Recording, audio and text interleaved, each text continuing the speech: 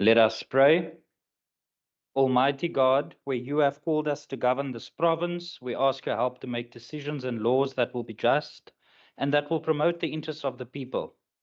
Almagtige God, ons bid dat u gedurende ons vergaderings ons die nodige wysheid sal gee en ons motiewe suiwer sal hou en dat u ons sal help om al ons tekortkominge te oorkom en al ons besluite aan u op te dra.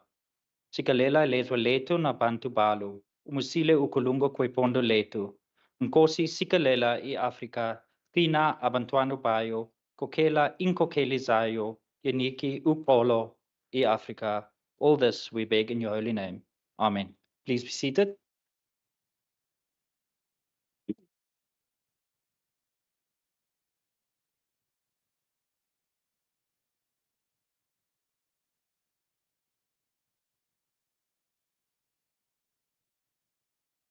Order.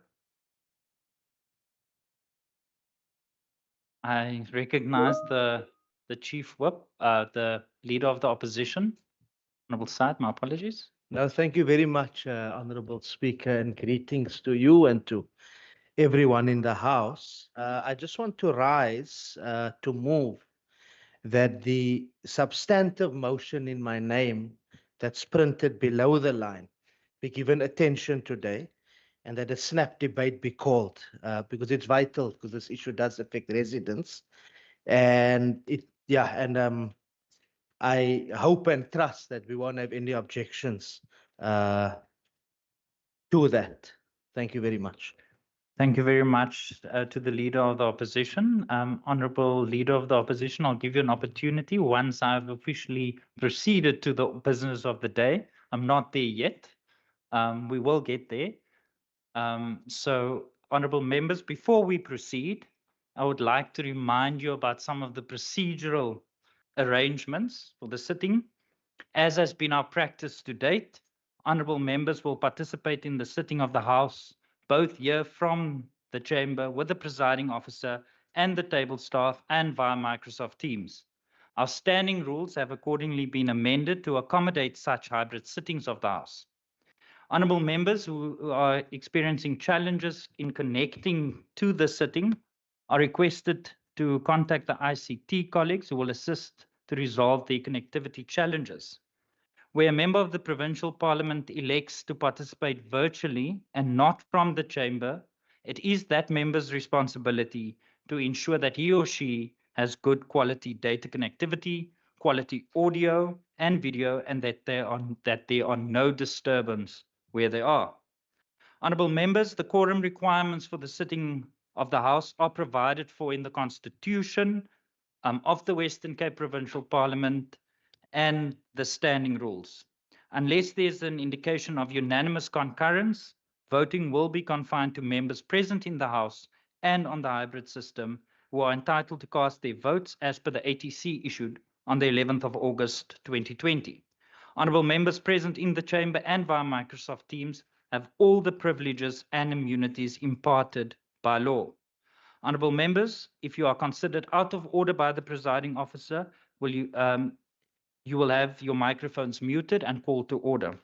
The Sergeant at Arms will record members' attendance. Honourable members, I also wish to remind you that no interjections are permitted during these hybrid sittings. And to this end, I wish to draw your attention to Rule 40 of our standing rules.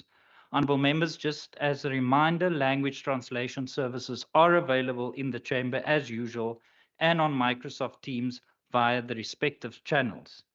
Honourable members participating in the sitting of the House must please access the language translation services via a second device. Honourable members, I wish to also acknowledge our guests in the gallery. Welcome to the Western Cape Provincial Parliament. I wish to remind our guests in the gallery that you are not allowed to participate in the proceedings on the floor, but you are very welcome.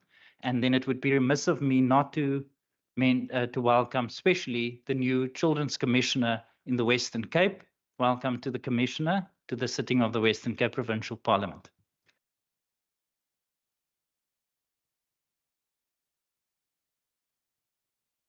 With that being said, we will now proceed to the business of the House, and I now recognize the Leader of the Opposition.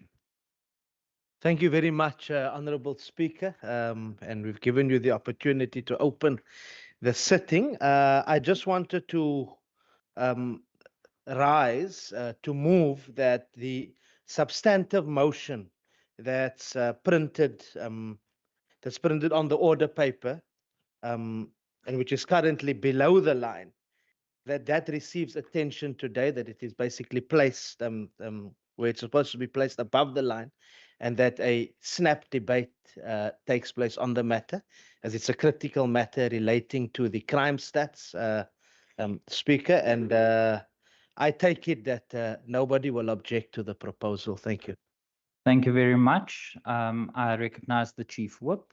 Honourable Speaker, the substantive motion submitted by Honourable Syed in terms of Rule 59.2 was correctly placed below the line where it should be. I'm not quite sure procedurally on which rule the member is rising. I noted he used the word that the matter must be given attention. I think the fact that the motion is printed on the order paper means it's already been given attention, and the motion correctly sits in terms of the rules where it is. So just in terms of a point of procedure, I understood the member rising, asking the House to give the motion attention, and I think attention has thus been given, and the motion should stay below the line. Thank you very much. I'll guide the House. So there was a substantive motion submitted in terms of the rules. The substantive motion is placed below the line. The Leader of the Opposition is requesting the House to consider moving the substantive motion above the line, and that is within the procedure. And as part of that procedure, Leader of the Opposition, is that I need to ask the House for permission to do so. So I'm placing the question to move the motion, substantive motion, in the name of the Leader of the Opposition above the line. And all those in favor of that being adopted, please say aye. Those not in favor of the question being placed in front of the House, please say no. I think the noes have it, and for that reason, the substantive motion will not be moved above the line, and that deals with that substantive motion. I now recognize the Chief Whip of the opposition, of the majority party. Thank you very much, Honourable Speaker, and I do not appreciate being demoted to the Chief Whip of the Opposition. I do know that the Leader of the Opposition was the Deputy Chief Whip of the Opposition before, thus he does not know the rules. But Speaker, I want to join you in welcoming ons eerbare gaste van Ceres, ook die nuwe commissaris vir kinders in die Weskaap, die agbare Sarah Roberts. Julle is almal baie welkom. Speaker, in terms of the rules and in terms of the rules on precedence, I'd like to rise in terms of Rule 21. And ask that, notwithstanding the provision of Rule 21, that precedence be given to the subject for discussion in the name of the Honourable Christians. I so move. Thank you very much. Are there any objections to the motion being moved? No objections. Agreed to. I recognize the Leader of the Opposition. Thank you very much, Honourable Speaker, and I respect your authority, not objecting to your ruling. You put the matter to the House as you should be.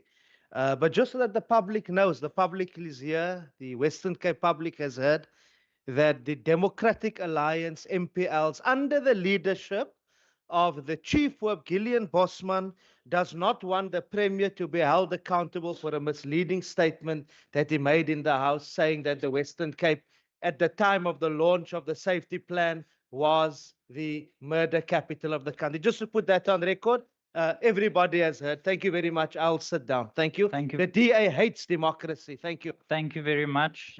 Honourable members, Honourable Chief Whip, please take your seat. Honourable members, as part of, to the Leader of the Opposition, as part of democracy is that the question was put to the House. The House made a decision, and for that reason, I'm not going to entertain that matter any further. The matter was dealt with in terms of the rules, and we will now proceed to the business of the day. I recognize the Chief Whip.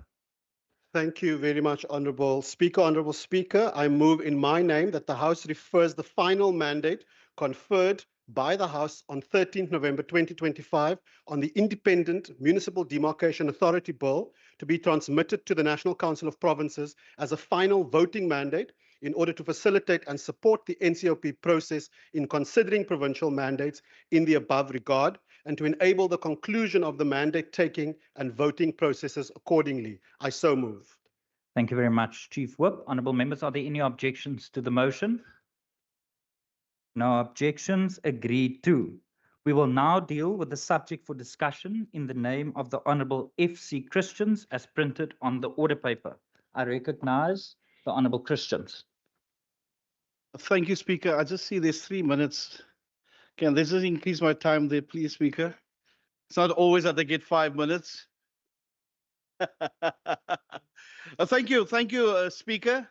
I rise today to debate that the drug abuse remains the biggest threat to our pupils' safety at our schools, our safety of our teachers. Drug abuse remains the biggest threat. A report from Equal Education, 85% of schools tested positive for drug abuse. And they mentioned a couple of issues that they have. They said that inadequate fencing, poor security infrastructure, lack of safety training, and insufficient access to psychosocial support. Now, Mr. Speaker, the question is, yes, I know it's an all-of-society approach that you must take.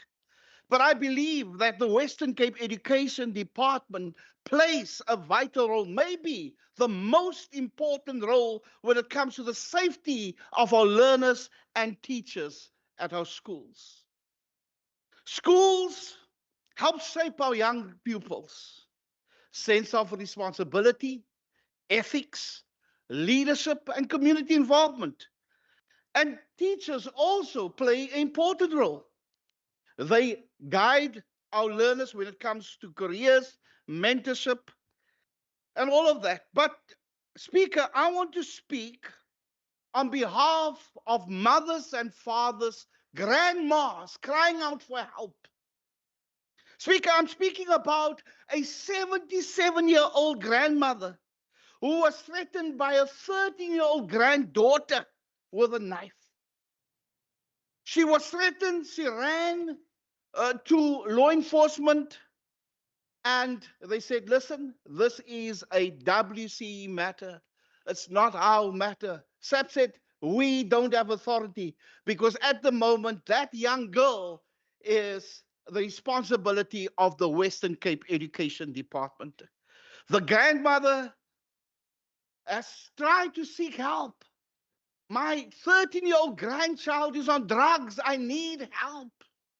I want to give another example, speaking on behalf of a 16-year-old grade 9 learner. Now, this is shocking, Mr. Speaker. This grade 9 learner can only write his name. He cannot even write his own surname. On drugs. Being at school, and I don't know, how can they go to the next grade if they cannot even write their own surname? Speaker, I'm speaking on behalf of a female primary school teacher and compromising her own safety. She found, listen to this, she found 2 girls, 12 years old and 13 years old, and 2 boys, 14 and 14, in the boys' toilet smoking dagga. And you know what she did? She put them in her car, drove them to the police station, and says, listen, I don't know what to do anymore with these learners. Police did absolutely nothing. Nothing. They back at school. I don't know what the principal did, but this is the sad reality, what we are facing in our schools. Let me just give you another example quickly. 20 learners found at the school, 20 learners smoking dagga before they going to write exams. 20 learners. Now, at that specific school, there is school resource officers. They ran to the school resource officers, and all the school resource officers, as hulle nie wil hoor nie, dan gaan ons niks doen nie. So this is the sad relation. But let me just say, many of them want help. They go to a social worker. They are placed on a waiting list because parents and grandparents cannot afford to send the children to rehab facilities. So they are placed on a waiting list. Sometimes they are helped and sometimes not. Minister, we have a serious problem at our schools. Please intervene when it comes to drugs and alcohol being abused at our schools. Our learners in the disadvantaged communities needs help. And that is my basis of this discussion today. And I hope that everybody is going to have a meaningful contribution to get to a solution and not to play politics. Please, let's take this serious and let's make this work. I thank you. Thank you very much to the Honourable Christians. I now recognize Honourable Johnson. Honourable Speaker, Honourable Premier, colleagues and our guests in the gallery. Today I rise with a heavy heart.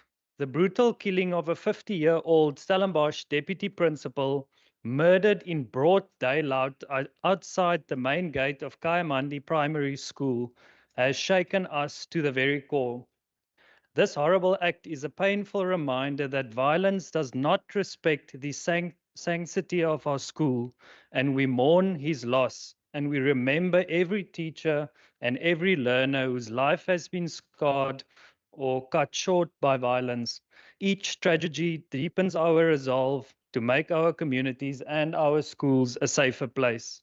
Honourable Speaker, today's discussion is inseparable from a deeper crisis within our communities, the corrosive impact of substance abuse. The link between drug use and violent crime is very well established, and the spillover effects into our schools threatens the safety and the well-being of our learners and our educators. Honourable Speaker, the question before this House is not whether the problem exists, but what are we doing about it? The DA-run Western Cape government is not starting from scratch. We have built, strengthened, and continue to expand a multi-layered safety net designed to protect both the school environment and the children vulnerable to addiction.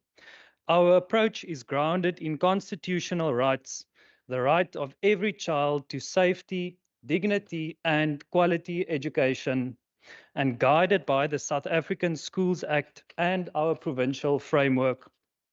Our first line of defense is prevention and early intervention. Through the curriculum, learners are taught about the dangers of drugs, but our efforts extend far beyond the classroom.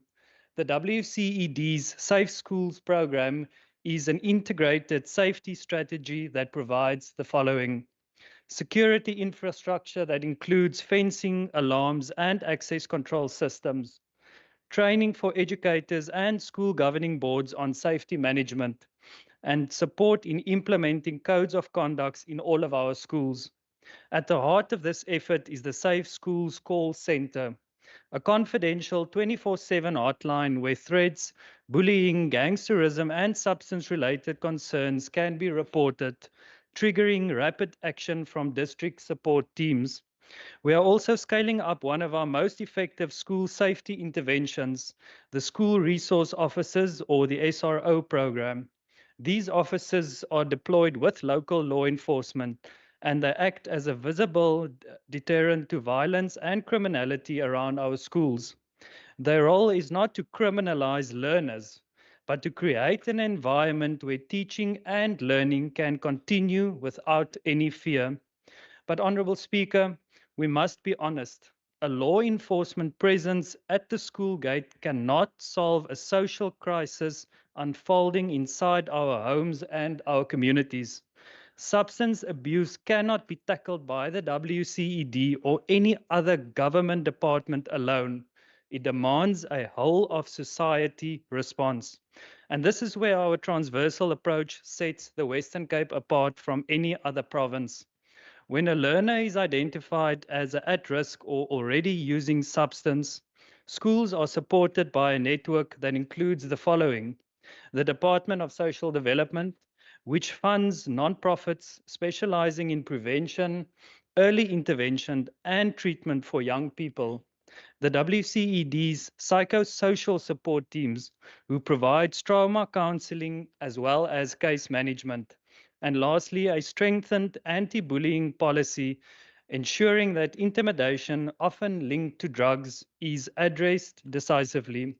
This reflects our core philosophy: zero tolerance for drugs in our schools, combined with compassion for the child caught in addiction. We will not allow schools to become drug markets. We will not compromise the safety of the majority. But we also refuse to abandon a child who is already struggling. Instead, we intervene, we support, and we link learners and families to help get what they need. Honorable Speaker, the safety of learners and educators is a non-negotiable. The DA-led Western Cape government has built a comprehensive, well-funded and effective system, one that ranges from early prevention to immediate response to specialized support. From the Safe Schools hotlines to the school resource officers to our psychosocial and social development networks, we are acting every day to protect our children. But unfortunately, we cannot do this alone. We call on SAPS to intensify efforts against drug trades that prey on our youth. We call on communities to remain vigilant and to protect our schools. And we call on parents to engage actively with their children and with their schools. No single department, no single government, and no single community can defeat this crisis alone. But through partnership, through evidence-based policies, and through unwavering commitment, we can build a safer, healthier, and more nurturing learning environment for every child in the Western Cape. We owe this to our children, and we owe this to our teachers, and we owe this to those we have already lost. I thank you. Thank you very much, Honorable Johnson. I now recognize the Honorable Syed. Honorable Speaker, allow me to welcome our special guests in the gallery, many of whom are education activists in our vulnerable communities. There's an African proverb that says, "It takes a village to raise a child." This is wisdom handed from generation to generation across our continent, reminding us that the well being of children is a collective duty, not of parents alone, not of teachers alone, not of a single government department, as my chairperson has said, but of the entire village. Yet today, across the Western Cape, our lived reality has become a painful distortion of that truth. When the provincial government abandons the village, when the systems meant to support families collapse, when departments operate in silos and respond only after tragedy strikes, then something heartbreaking happens. Our children burn our communities simply to feel the warmth. This is not poetic language. It is the stark reality faced by teachers who fear entering their classrooms, by principals who plead for help that never arrives, by parents who are overwhelmed, and by children who are turning to substances, not out of rebellion, but out of pain, trauma, and hopelessness. Premier Windy's government claims to champion the safety of learners and teachers. It claims that the strategic plans offer a whole of government approach. But the lived experience of our schools tells a different story. The Education Department's own annual report of 24-25 confirms that substance abuse use amongst learners is rising, that violent and safety related incidents have increased, and that infrastructure and psychosocial support remains deeply inadequate. Educator shortages and actual cuts, weak psychosocial staffing, and insufficient behavioral support continue to undermine school safety. In some instances, one social worker is expected to serve 40 or more schools. There are schools facing daily drug related incidents, Yet they wait weeks for district intervention. Teachers are suffering trauma with little to no counseling. Principals are acting as police, therapists, social workers, administrators, and community mediators all at once. If the provincial government is serious about protecting learners, then it must reckon with a grave contradiction. Under the DA-led provincial government, the law was changed to permit alcohol use or sale on school premises. Under the Western Cape Provincial School Education Amendment Act of 2018, Section 45B allows governing bodies or principals to apply for permission from the HOD to permit alcohol consumption or sale at school events, subject to the Liquor Act. Equal Education, as the Honorable Christian said, warned at the time that this provision opens the door to abuse, noting that principals and governing bodies may have too much discretion and that there were no tight limits on when alcohol could be sold. Indeed, the HOD must impose conditions, but the law gives only limited guidance. More than 30 schools have since applied for and received authorization to sell alcohol at school functions. This is not theoretical, Speaker.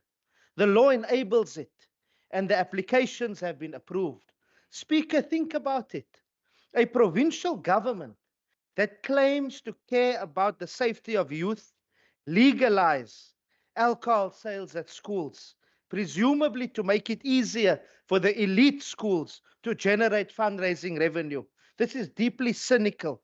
It undermines a profound mismatch between the government's public rhetoric on safety and its legislative choices.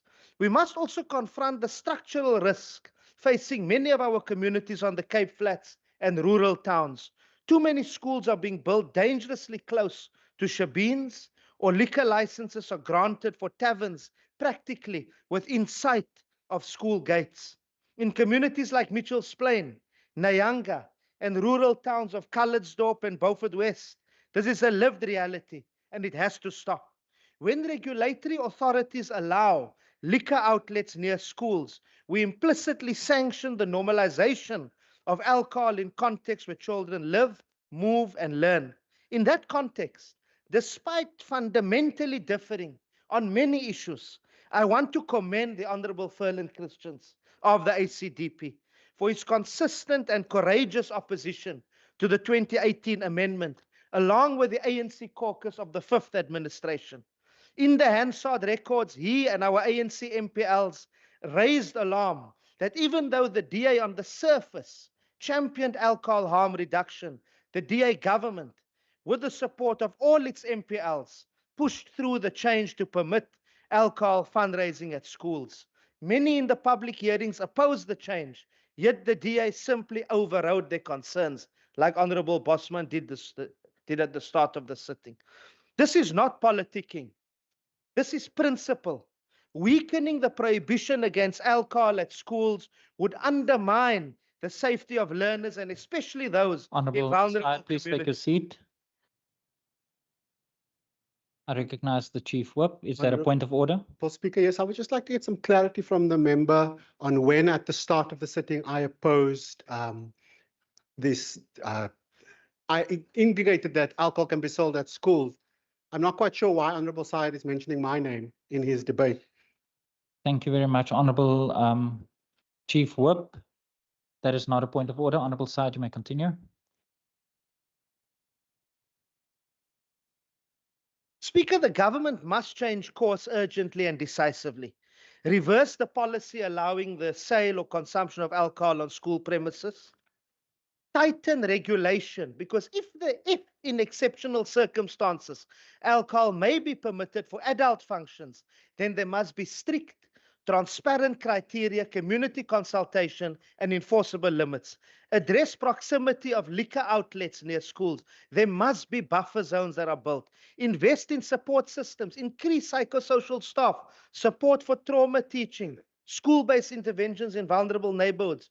Partner with community organizations. We must learn to work with various organizations to assist learners, not in some distant bureaucratic plan. Our children do not need Honorable more Side, your time laws. has expired. They need protection. Our children need safe corridors to school and Thank you very sober much, Honorable environments. Side. Please Let take us your rise to the Please take your seat, Honorable Side. Thank you very much. Honorable members, before I recognize the next speaker, when you rise on a point of order, please put your point of order to me. You do not need to motivate your point of order. That's for me to adjudicate. So, honorable members, order.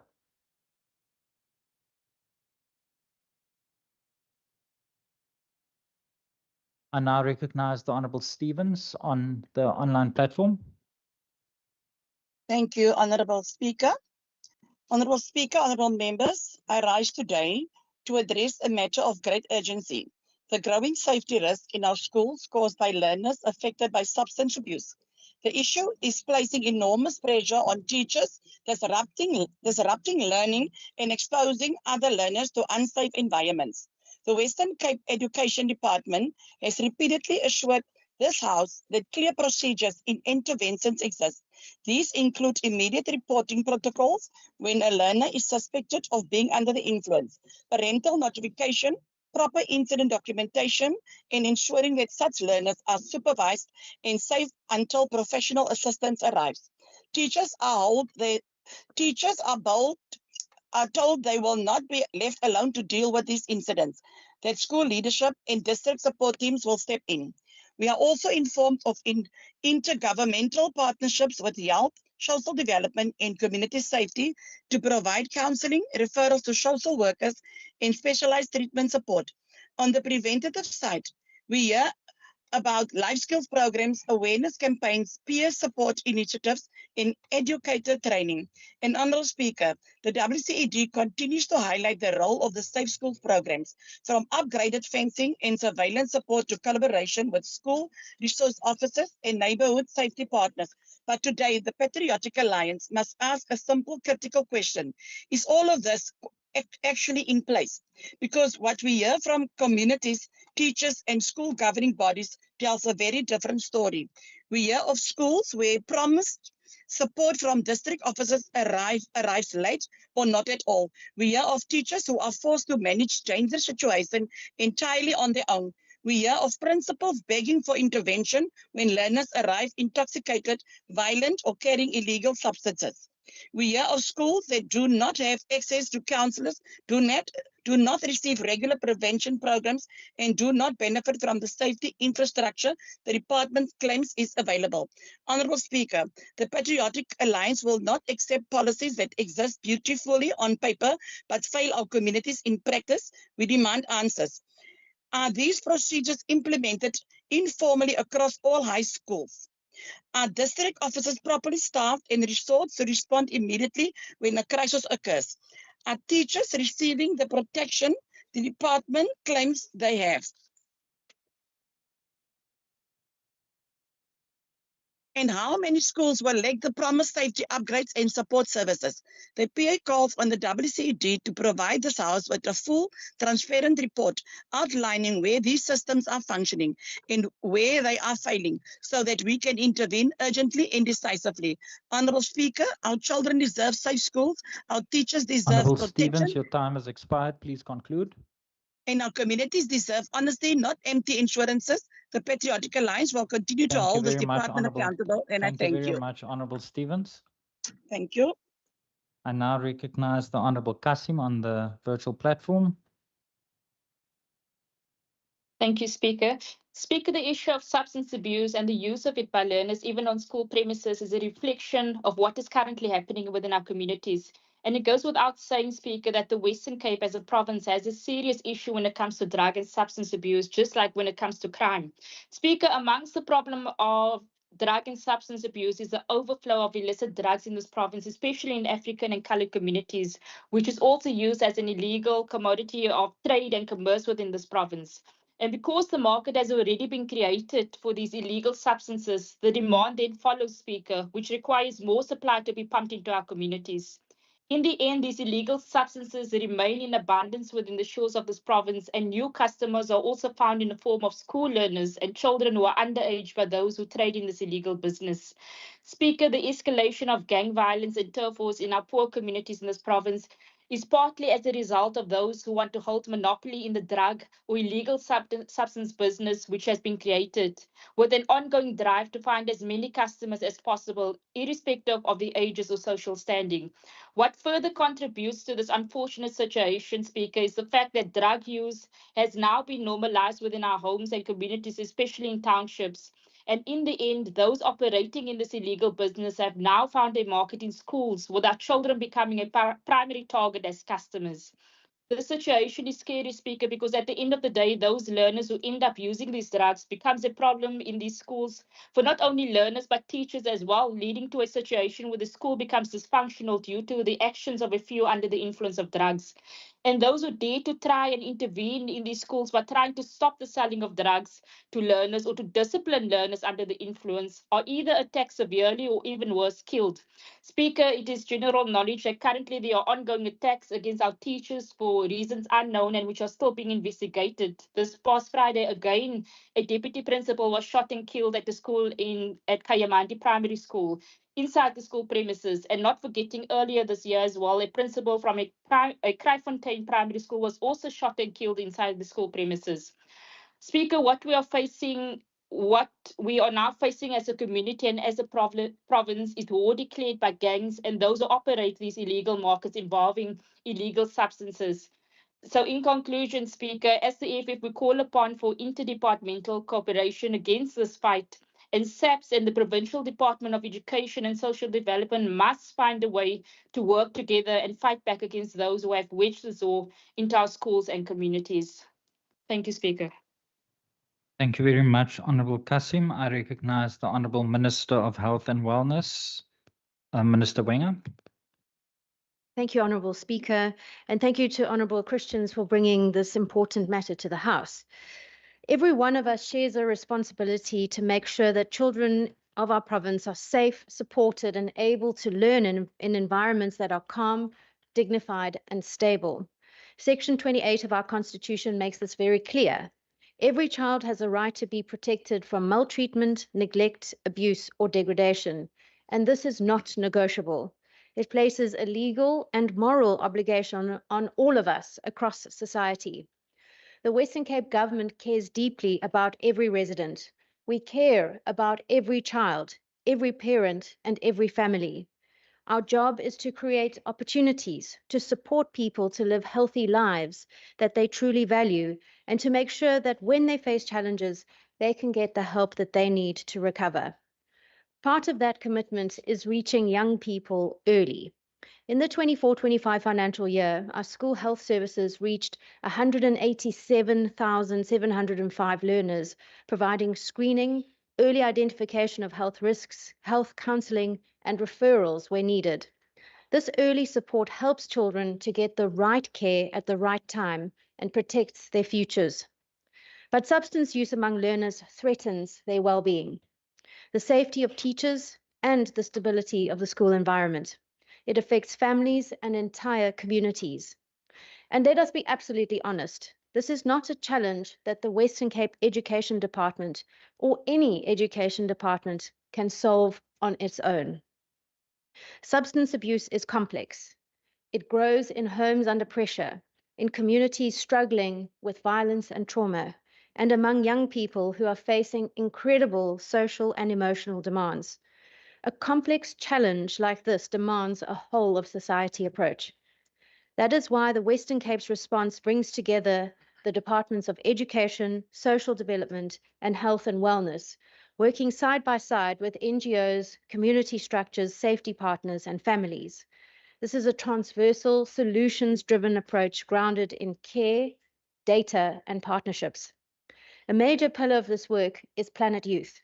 This globally recognized evidence-based prevention model has now been scaled across 3 districts. Between April and June of this year, 49,000 grade 8 and 9 learners at 123 schools took part in the Planet Youth survey.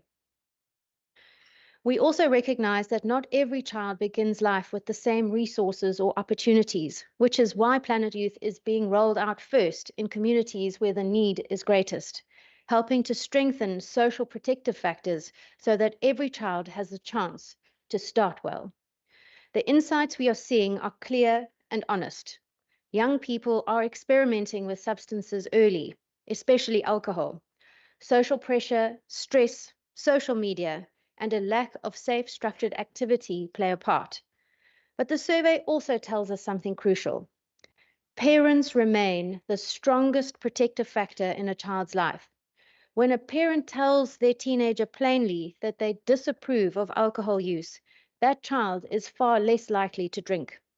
It is a reminder that parents matter, families matter, and clear boundaries matter. And if we speak directly about what we expect and hope for our children, we can help them to make better and healthier choices. So Planet Youth is designed to strengthen some of those protective factors. It brings schools and parents, community partners, municipalities, NGOs, and government departments together so that we can create safer, healthier environments for young people. It's a school safety intervention, a health intervention, and a violence prevention strategy all in one. And while it is long-term work, it has the potential to shift the trajectory for an entire generation. The approach is about listening to young people and responding with care. It also recognizes that the home environment matters deeply. Since 2015, we've seen a sharp rise in the demand for mental health services, driven in part by substance use amongst adults and parents. And that is why we are supporting recovery, not only for the individual, but also for the family. Across our health system, to ensure dignified and appropriate care. This includes new psychiatric units currently under construction at Easter River, Khayelitsha, and New Somerset hospitals, which will bring 90 new beds online. We are upgrading mental health wards across the province, including at Clanwilliam, Swartland, Oudtshoorn, Caledon, Hermanus, Ceres, and Robertson. And at Lentegeur Hospital, we have just upgraded the child and adolescent unit with a new 10-bed ward. These upgrades represent significant investment and a firm commitment to safe, modern spaces where recovery is possible. Prevention, early intervention, and treatment access remain central. The Department of Social Development funds inpatient treatment centers such as Ramot, Saartjie Baartman, Hesketh King, Tuvlug, and Namakwa. In both 23 and 2024, more than 600 service users completed treatments at these facilities, and 348 have already completed treatment this year. The Kensington Youth Treatment Centre provides specialist residential care for adolescent girls who need intensive support. These programs give families hope and give young people the opportunity to rebuild their lives. NGOs and designated child protection organizations funded through the Department of Social Development provide therapeutic services, family strengthening, and specialized support, including in high-risk communities. These services form part of a whole system response that recognizes that children cannot learn and educators cannot teach when they do not feel safe. Honourable members, no child, no community should ever be left behind. And the Western Cape government knows this because the strength of our response lies in our partnerships. We know that when society moves together, when we pull in the same direction, the impact is transformative for every child and for every community. Together, we can build a province where every child, teacher, and parent is safe, supported, and able to thrive. I thank you. Thank you very much to the Honourable Minister. I recognize the Honourable Michaels. Thank you, Speaker. Die kwessie rondom dwelmsbruik onder leerlinge plaas die veiligheid van leerklagte, medeleerlinge en die hele skoolomgewing ingedring. Die Wes-Kaapse regering se veilige inisiatief lewer nie veel op nie. As die NCC wil ons graag die volgende oplossings voorstel om die kwessie van dwelmsbruik en die effek daarvan op die veiligheid by skole te beheer. Nommer 1, dat skole in die Wes-Kaap 'n sosiale werker het wat voltyds diens doen by die betrokke skool gestasioneer moet wees. Sosiale werkers sal leerders die nodige ondersteuning kan bied en verwys na sielkundiges wat kan help met verslawing. Nommer 2, dat elke skool sekuriteit moet hê wat leerders, onderwysers en almal anders wat skole besoek, deursoek voor en na hulle die skoolperseel verlaat. Nommer 3, noue samewerking met die Suid-Afrikaanse Polisiediens om gereelde skoolondersoeke te doen. Nommer 4, dat skole ouers vroegtydig in kennis stel as leerders tekens toon van dwelmmisbruik om te verseker dat bespoedige ingrypings geskied. Nommer 5, wysigings van skoolbeleide om voorsiening te maak vir dwelmtoetse in leerders wat afwyk van die normale gedragspatrone en tekens toon van misbruik. Dit moet natuurlik binne die grondwetlike raamwerk geskied. Nommer 6, bewusmakingsveldtogte in samewerking met regeringsdepartemente soos maatskaplike ontwikkeling en gesondheid om leerders bewus te maak van die gevare van dwelmmisbruik en ook waar om hulp te kry. Speaker, ons kinders is die toekomstige leiers en ons as huidige leiers moet alles in ons vermoë doen om te verseker dat die leeromgewing 'n veilige hawe is waarin hulle hul drome najag. Dankie. Baie dankie aan die agbare Michaels. I recognize the Honorable Marais. Thank you, Speaker. Speaker, safety concerns are widespread across the Western Cape, and criminal offenders have become younger. The safety of teachers and learners are even more worrisome, as many have become both victims and perpetrators of crime. No one is safe in the Western Cape. Schools are certainly a microcosm of a broader community plagued by violent crime. And when we look at the stats and social media postings, it becomes clear that society, under a liberal ideology that prioritizes the rights of individuals and their own autonomy, is proving to be ineffective in creating a culture of order and a morally sound children. Ill-disciplined children who are attending schools are primarily the fault of parents and absent fathers who have abandoned their religious and sacred duty as primary disciplinarians of their own children. Educators have in fact become fearful every day, fearful of losing their lives due to reprisals from gang members who come onto school grounds. Speaker, the procedures and interventions mentioned in documentations doesn't seem easily implementable. The Freedom Front Plus advocates for schools in high and very high risk categories to receive metal detectors upon entry to schools. We also call for drug testing, regular drug testing, where there is reason to believe that the behavior of children are becoming untenable.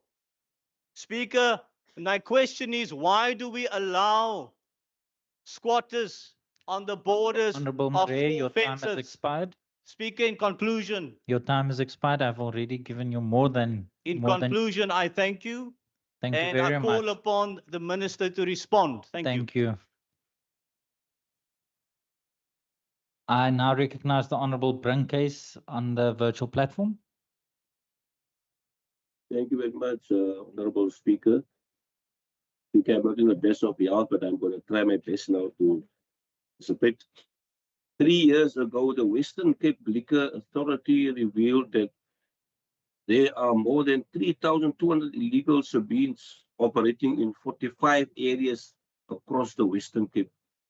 Furthermore, data from the fourth quarter crime statistics revealed that there are 1,819 drug dens in the Western Cape compared to 1,449 schools. In the past 17 months, only 697 drug dens were shut down. Drug dens are a continuous problem, and there has been no decrease in its and it's a fact that the Western Cape high crime rate are drug related. Honorable Speaker, the writing is on the wall. Looking at the above situation, it explains why our teachers and learners are not safe. Teachers are victims of attacks from not only learners who have joined gangs and those affected by substance abuse. Gangsters are preying around and inside schools.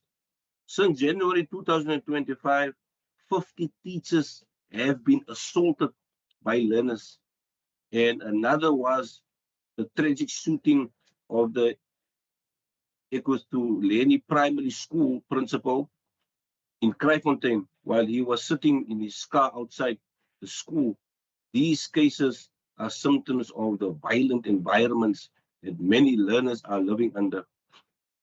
The issues of gangsterism, drug dens, and surveillance, which the province failed to act against, the increasing gang violence, and the province failure to shut down drug dens are major Honorable contributors to Brinkers, your unsafe time has learning. expired. I thank you very much, Speaker. Thank you very much. I now recognize the Honorable Mbombo. Honorable Speaker, situations where young people are affected by substance abuse are becoming increasingly common in our homes, our schools, and our communities. This is not an isolated problem. It is a whole of society crisis. And unless we stand together honestly, firmly, and courageously, we risk losing the very future we claim to be shaping. Umntwana ngamnye eMzantsi Afrika kufanelekile afunde kwindawo ekhuselekileyo enenkxaso engenaziyobisi. Ziyobisi ezo ezonakalisa impilo nengqondo yomntwana kunye nekamva lomfundi lowo.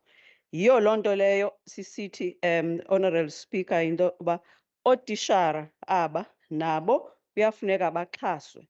Utishara ngamnye kufaneleke into yokokuba xa engena eklasini angabe emane ebhekabheka luloyiko enkwantya esoyika umfundi kuba kaloku esebenzisa iziyobisi okanye ephethe izinto eziyingozi.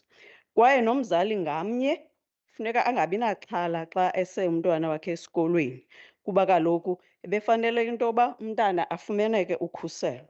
Isikolo eso esifanele into yoba siqulunqa sibumba ikamva lomntana, hayi indawo ebeka umntana emngciphekweni kunye notishala nabanye abantwana. South Africa has laid a solid foundation. The Prevention of and Treatment of Substance Abuse Act of 1970, Act of 70 of 2008, provides a comprehensive national response and recognizes every child under 18 as especially vulnerable, ensuring all school-going learners fall under its protection. The Act makes it clear that combating substance abuse requires more than punishment. It demands prevention, early intervention, treatment, rehabilitation, and aftercare. It also calls for strong collaboration across government departments, recognizing that no single school or teacher can shoulder this responsibility alone. Somlomo obekekileyo, phansi kwalo mthetho, it is clear that the drugs are no-go areas in terms of the school. Mazingasetyenziswa iziyobiso esikolweni. The schools should be drug-free. In the 2024-2025 financial year, the Western Union Department of Social Development engaged over 7,000 children and youth in school-based crime prevention programs, while nearly 3,000 young people participated in school-based substance abuse prevention initiatives. Together, these initiatives were supported with an investment of over 18 million rands. Also, the department has strengthened the school-based psychological services, providing learners with access to qualified social workers and auxiliary workers. These professionals offer counseling, emotional support, behavior modification programs, peer medication, mediation, and conflict resolution training. All these interventions show that when we invest in children early, we prevent crisis later. When we educate instead of only discipline, we reduce harm. When we support instead of judging, we empower young people to make better choices. But true change depends on all of us. Parents, we are the first line of guidance, shaping what happens at schools. Communities, we protect our neighbors. Drugs do not appear at schools by accident, and vigilance is essential. It is adults who give drugs to children. As a society, we must create safe, non-judgmental spaces where learners can speak up, because a child using substances is not a child to push away, but to pull closer. If you take the act seriously, strengthen existing partnerships, and continue investing in prevention, education, and psychological support, we can build safe, healing zones, spaces of learning, hope, and dignity. Let us choose support over punishment, understanding over stigma, and stand united to ensure every South African child has a future bright enough to overcome the darkness of substance abuse. I thank you. Thank you very much to Honorable Mbombo. And I recognize the Honorable Heron. Thank you, Speaker. Speaker, the Western Cape Education Department claims to have procedures and interventions in place to protect teachers, learners, and school environments when children are affected by substance use. But the lived reality tells a far more troubling story. These systems are fragmented, inconsistent, and fundamentally failing to keep young people away from drugs. Schools cannot be expected to absorb the collapse of broader social safety nets. Teachers who are already overworked cannot be asked to manage addiction, trauma, and gang influence. WCED policies may look adequate on paper, but in communities where gangs operate with impunity and treatment services are scarce, these interventions barely make a dent. In too many cases, learners are drawn into drug economies long before the state even notices them. A part of the problem is the inconsistencies of municipal responses.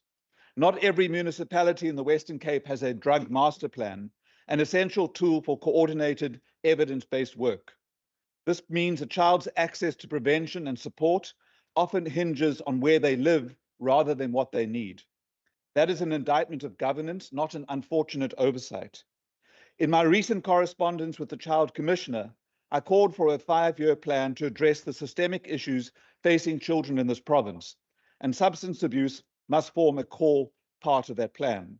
I'm very pleased to hear the Commissioner is here, because that office is uniquely positioned to drive the whole of government coordination this crisis demands.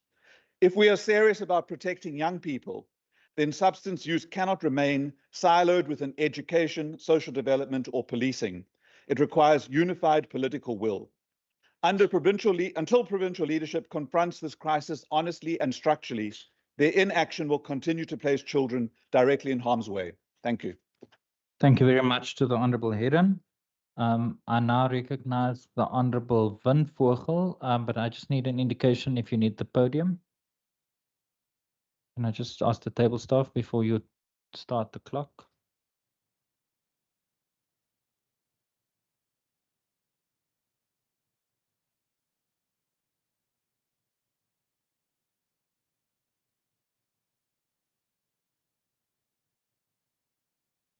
Honorable Vin Vogel, you may continue. Honorable Speaker, honorable members, the people of the Western Cape, the Leader of the Opposition, Honorable Said, has laid bare the crisis facing our schools, a crisis rooted not only in the classrooms, but in the broader collapse of community support systems.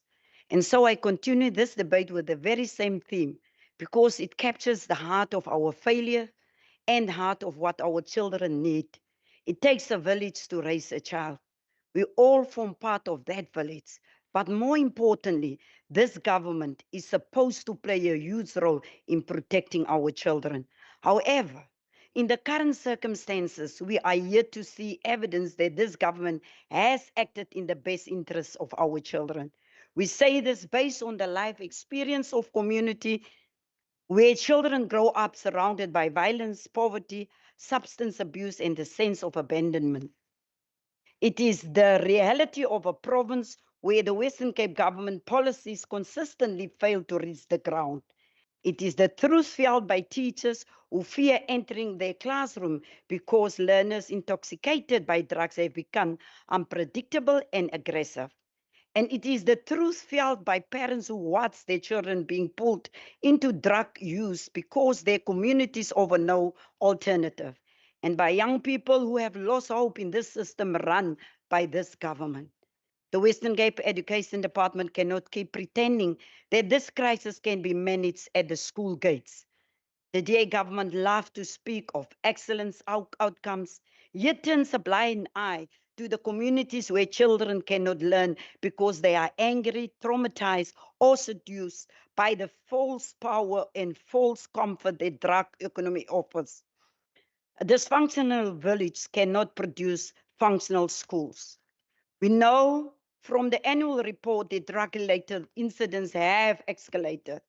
Even before the annual report, we have parents, teachers, and principals coming to us for assistance and guidance. We know that safety officers are few, overburdened, and stressed. We know that in far too many cases, principals are left to call the safe schools or hotlines and receive no meaningful assistance. Teachers are being asked to handle violence outbursts, emotional dysregulations, psychotic episodes from substance use, and deep trauma, but without the psychosocial teams they need. It is easy for the MEC to talk about frameworks and policies. It is much harder to confront the reality that the system is not coping, and that the communities most affected are the ones the DA government consistently chosen not to prioritize. If the government truly believes in the proverb, it takes a village, then it must start acting like a member of that village, not an observer from the outside. Speaker, our children are not burning our communities because they are lost causes. They are burning them because they are neglected, unseen, and unprotected. Their substance use is a symptom of circumstances, a symptom of deep hurt, a sign that the village is absent. The ANC believes the village can be rebuilt.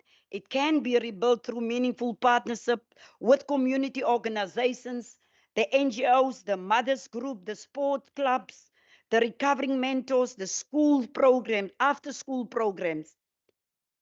It can be rebuilt by embedding counselors and social workers in the school that need them most, by responding to incidents within hours, not weeks, by ensuring teachers receive a trauma support and not just disciplinary manuals, by recognizing that a child who uses substance needs rehabilitation, not punishment, and by acknowledging that safety is not only about fences or cameras, but about dignity, healing, and hope.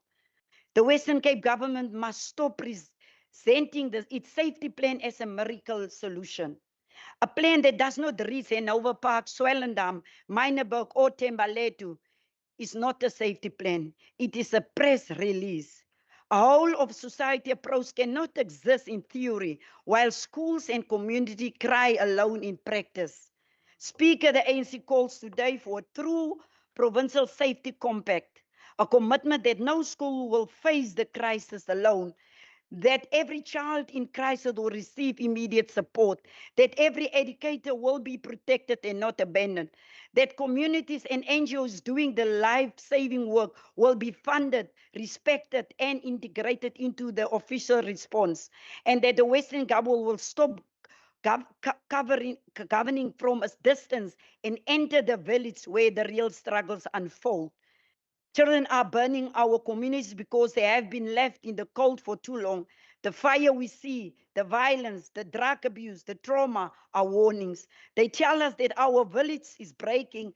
They tell us that the state has stepped away. They tell us that if we do not restore collective care, the flames will consume more lives. Let us choose, as the ANC has always chosen, to stand with the communities, with the teachers, with the parents, and with the children. Let us rebuild the village with courage and compassion. Let us stop the fires not with punishment, but with presence. Let us ensure that the warmth of our children feel comes from love, safety, opportunity, and guidance, not from destruction. In true It truly does take a village to raise a child, and it is time the Western Cape government returns to the village. I thank you. Thank you very much. I now recognize the Minister of Education, Minister Mania. Minister, do you need the podium? I do not. You may continue. Thank you, Speaker. I want to thank the Honourable Furlong Christians for raising this important topic, which is not just about learners engaged in substance abuse, but also about schools and about teachers and about parents and about communities who are affected by substance abuse. The Honourable Furlong Christians, as we know, but perhaps as his guests don't know, is, of course, a long-serving member of the Education Committee. His heart is in the right place, and he really does care about education. And I want to assure him that we are intervening and we are providing help. In terms of the cases of substance abuse involving learners, our social workers have dealt with 535 cases this year, which is significantly lower than the peak level of about 1,800 cases in 2022. For each case, there are children, there are families, and there are teachers who need our support and our help. Our social workers are the guardian angels who watch over the most vulnerable learners in our schools, and they are the ones who provide direct support to learners who are engaged in substance abuse. Unfortunately, even with this intervention, there are some cases so severe that tough action needs to be taken. This year, we have already expelled 15 learners for possession or selling drugs or alcohol or being under the influence at school. Expulsions, of course, must be a last resort because it has a lasting impact on the learner's future. But we cannot, and indeed we will not, allow other learners at the school to be put at risk, especially where the case involves the selling of drugs or alcohol at schools. The School Resource Officer program is playing a key role in getting illegal substances out of schools.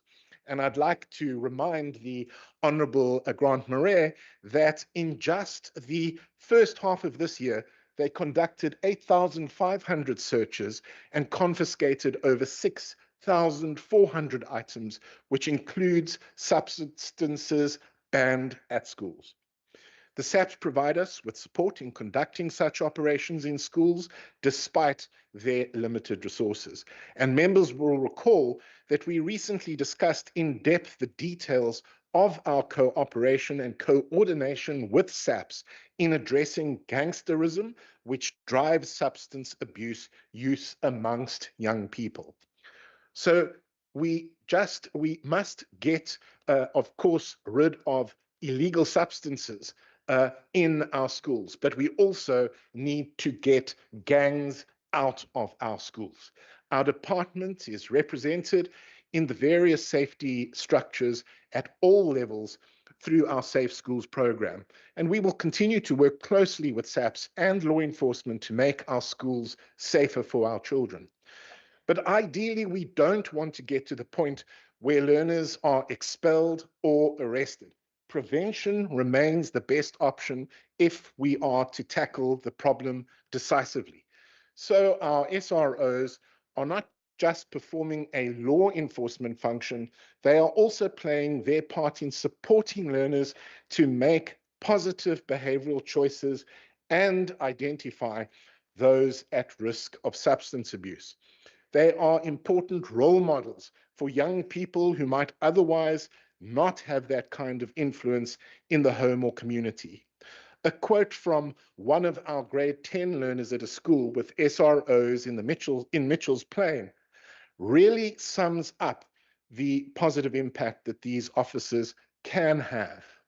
And I quote, "The SRO is not just here to catch us doing wrong. He listens. I spoke to him when I was ready to change my life." This is really what we want to see. Learners making the right choices before it gets to the point of being expelled or arrested or indeed needing treatment for substance abuse. Our district support teams are also engaged in this kind of preventative work with workshops and programs specifically addressing substance use and the consequences of substance use. They also offer training to teachers on how to identify and manage problem behavior in the classroom. The Department of Social Development, as we have heard, runs extensive crime prevention and life skills programs in our schools to counteract high-risk behavior like substance abuse. The nearly 3,000 learners participated in programs related to substance use, targeting area-based on crime statistics and inputs from stakeholders. Most importantly, when learners are exhibiting problem behavior, we have a support path that can connect them with the help they need to nip these issues in the bud before irreparable harm is done. We've discussed the work the WCED is doing, but drug use by learners is not just a school-based problem, it is a societal problem, as the Honourable Aisha Kasim reminds us. A societal problem requires a whole of government solution. I've mentioned just a fraction of the work being done by DSD. The Department of Police Oversight and Community Safety and SAPS partner with us to deliver positive behavior programs. The Department of Culture and Sports has invested in after-school programs and school sports and community sport facilities to give learners an alternative to gangs and substance abuse. As member Donita Stevens likes to remind us, a child not in sport is a child in court. Minister Wenger has spoken extensively about the work that is being done by the Department of Health and Wellness and reminds us that parents play a crucial role in influencing the decisions of their children. We need our parents to step up and take a clear stand against substance use so that learners think twice before engaging in this behavior. I'd like to make some comments on the contributions by honourable members. I have to say I completely disagree with the Honourable Rachel Windhoek, because there are many highly functional schools in dysfunctional communities that provide an island of hope, that provide guidance and care and love to our learners, and we should recognize the work of the principals and the teachers and value these schools. I would like to completely agree with the Honourable Khalil Brunkes that the SAPS must indeed start to shut down drug dens and illegal drinking establishments close to schools. And I would like to remind the Honourable Khalid Sahed that the guidelines we issued on the issue that he raised in terms of the Western Cape Provincial Schools Education Act are very clear and designed to deal with the unregulated use of alcohol in schools. Learners cannot buy or drink alcohol and cannot go into the areas where it is being sold or consumed without being accompanied by a parent. I would also urge the Honourable Furlong Christians to furnish me with all the particulars of the cases which he has raised so that we can act. And I would encourage members of this House or the public in general who are concerned about a learner who is heading down the wrong path to contact Safe Schools call centre on 0800 454647 for advice on how to help. We will continue to work with our partners. Minister, your time has expired. Please in order conclude. to keep our children safe in the Western Cape. Thank you. Thank you very much, Honourable Minister. Honourable members, that concludes the debate on this subject, and we move on to interpellations in terms of Rule 197 as printed on the question paper. I recognize Recognize the Honorable Minister of Agriculture, Economic Development and Tourism, Minister Meyer. Agbare Speaker, baie dankie en agbare Christians vir hierdie interpellasie. Maar voordat ek hierdie interpellasie begin, wil ek hulde bring aan Dionie Joubert, 'n veteraan in die sitrusbedryf. Ek het hom in Augustus vanjaar in Spanje weer ontmoet by Fruit Attraction Madrid. Hy was passievol oor die sitrusbedryf en ek het baie by hom geleer oor die sitrusbedryf. He was a keen member of the South African fruit community and he was particularly known for his contribution to the citrus industry in South Africa.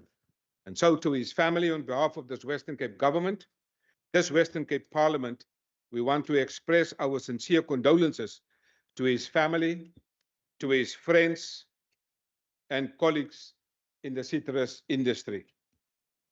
The interpellation by Honourable Member Christians asked me, what are the challenges and the risks foreseen by the province in order to meet the targets of 2060? Honourable members of this House will know that South Africa is the second biggest exporter of citrus fruit in the world after Spain. Now, this in itself is remarkable if you think that those colleagues in Spain and other parts of the world get subsidies from their governments and our farmers get absolutely no subsidy. So the question is even more important about what the Honourable Member has asked.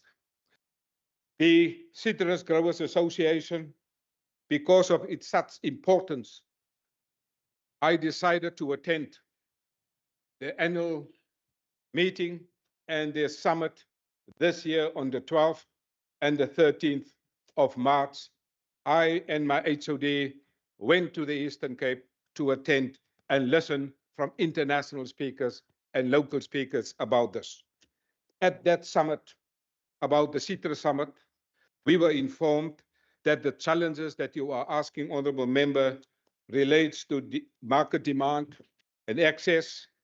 It relates to road and rail transport. That's why I'm so glad that the Honourable Member of Infrastructure has tabled a substantive amount of money in the budget for this year for road and infrastructure network.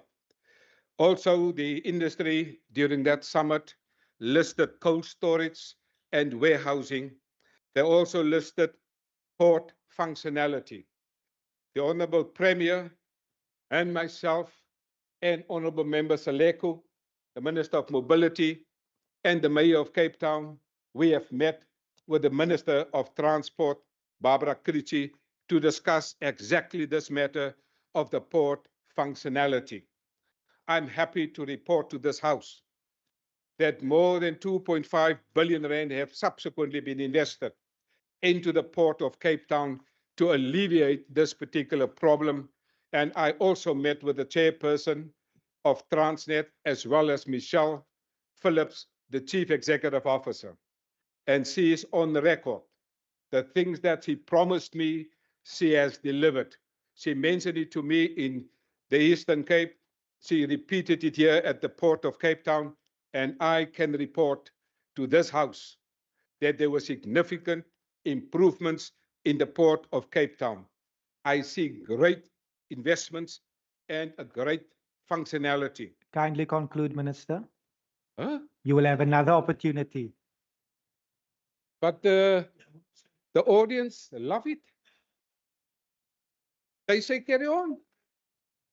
I listen to the mandate of the people. I appreciate your comment and view. I will allow you to wrap up with a final sentence.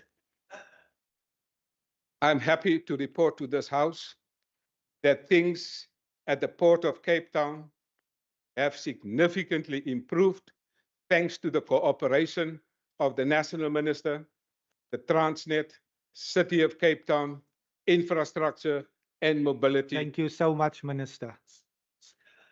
I now recognize the Honorable Christians. Thank you, Deputy Speaker. Deputy Speaker, I was so excited for my 5 minutes.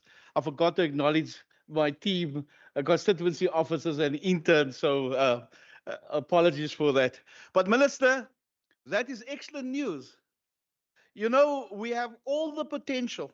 And you know, when I saw this article and I saw that there's 100,000 employment opportunities. Now, I know the Western Cape will have a lot of those opportunities will come to the Western Cape. And that for me was important. But when I read, I saw exactly what you said. They said the ports cannot handle the vision of exporting. And maybe, Minister, you can help me, because they are looking at exporting 260 million 15-kilogram cartons by 2032. Now, there's container shortages, there's port backlogs, and equipment failures. So that for me is an opportunity that we have and we're not utilizing it. Now, I know it's a national competency and you're fighting to get it as a provincial competency, or a municipal competency, but that is the problem, because what producers are doing now, they are moving to other ports. And the article that I read was alternative gateways such as Namibia Walvis Bay. They're not using Cape Town because Cape Town cannot handle the imports when it comes to the Cape Town. And also, the one thing that I read in this article that's very interesting, it says container movements at Cape Town port are well below par when it comes to global benchmarks. So here we have a real opportunity to make a difference. And you know, Minister, through you, Deputy Speaker, the rural communities will benefit greatly. Jobs will be created there, and that is what we want as a province. But if you cannot handle the imports and exports because of your harbors, it's not going to work. Because people needs, we know in this province, Premier said it many times, we are the forerunner when it comes to creating jobs. And this is a massive opportunity that we're going to miss if our ports is not in order, if our storage containers is not in order, if our equipment fails. So, Minister, maybe in your second slot, you can answer some. I hope you've got good news for the people of the Western Cape, good news for the people in the rural communities. And thank you. Thank you, Honorable Christians. I recognize the Honorable Masipa. Thank you, Honorable Deputy Speaker. The department's annual performance plan for 2025-2026 highlights that during the development of the 2030 strategic framework, a common set of enablers and policy levers emerge that must be deployed across all strategic priorities. These enablers and levers require either horizontal application across all priorities or coordinated implementation of multiple projects to enhance synergy and impact. The plan further states that the department's 3 strategic priorities will be supported by the following enablers or levers: spatial coordination and support, economic IQ, ease of doing business and red tape reduction, communication, and economic diplomacy. We have already witnessed the value of this integrated approach in initiatives such as the Western Cape Investment Summit, which successfully brought all relevant departments together, an effort we commend as an excellent work. In this context, Minister, how important is economic diplomacy in supporting the achievement of Citrus Industry Vision 260? I thank you, Honorable Deputy Speaker. You don't want your extra 40 seconds. Thank you so much. I now recognize the Honorable Nkondlo. Thank you, Deputy Speaker. I'm sure I can still use the 46 seconds of my chairperson. Wish I would have the same excitement like Member Christians. And maybe, Minister, you can also share with us with the billions in the ports, how much are you ensuring that with the Freeport Saldanha, the tenant and operator leases gets to be signed in that pot. Because whilst I think one just is very interested on the obsession in the main with the Cape Town port, whilst also you've got a responsibility over the Saldanha port, which must also be as efficient. And I'm hoping you can also speak about that. In engaging on this discussion, I think what becomes important, Deputy Speaker, is really about the political will to support the citrus industry in meeting these ambitious targets set out in Vision 260. Because whilst 2025 export performance appears promising, the recent African farming article makes it clear that growers are facing mounting pressures that this government has yet to adequately address. According to the CGA, the sector aims to export about 260 million cartons annually by 2032, a target known as Vision 260. Achieving this goal would generate about 100,000 additional jobs and significantly boost the rural economy.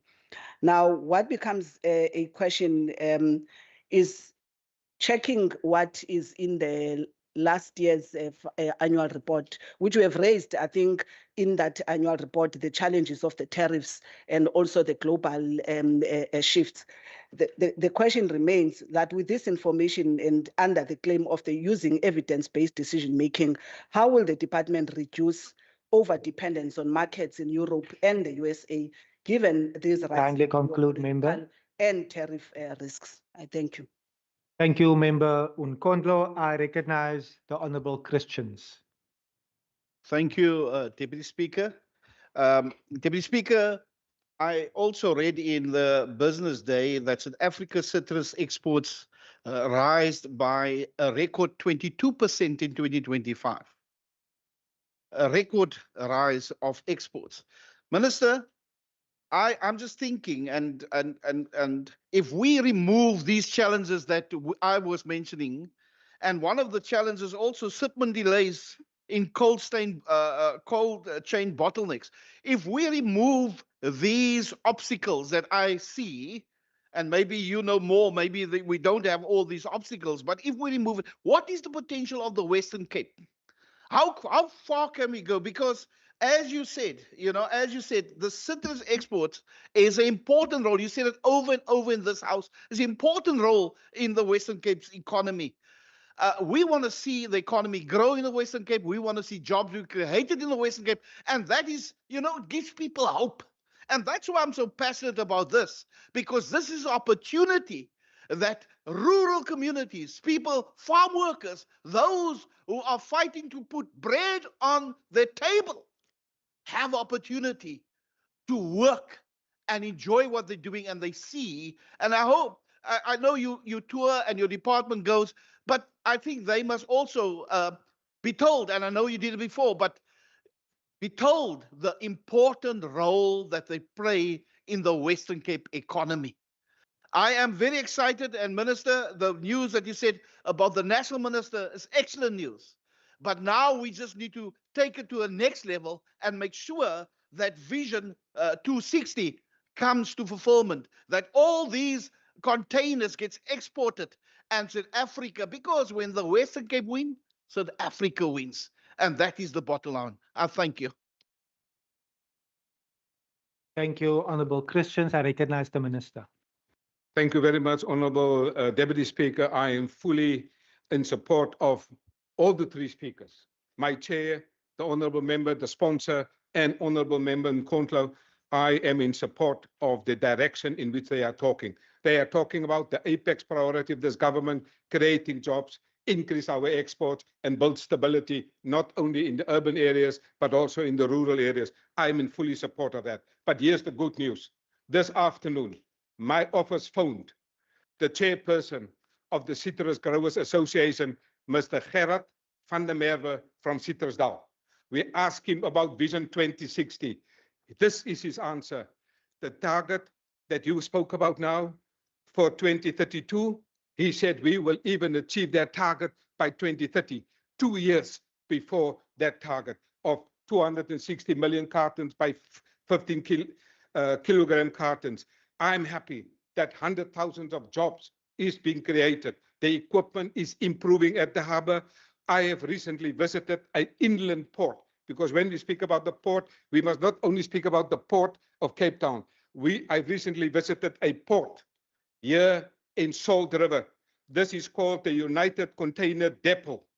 They made an investment in 140 million rand. They're also now busy with the 3-kilometer railway line from the container depot into the harbor. That investment will bring another 160 million. So the inland port is a 200 million rand investment, creating more jobs. But here's the thing, honorable members. Last year, the World Bank, who supervise efficiency at ports globally, last year, the Cape Town port came last in terms of improvements. Good news, you asked me for good news.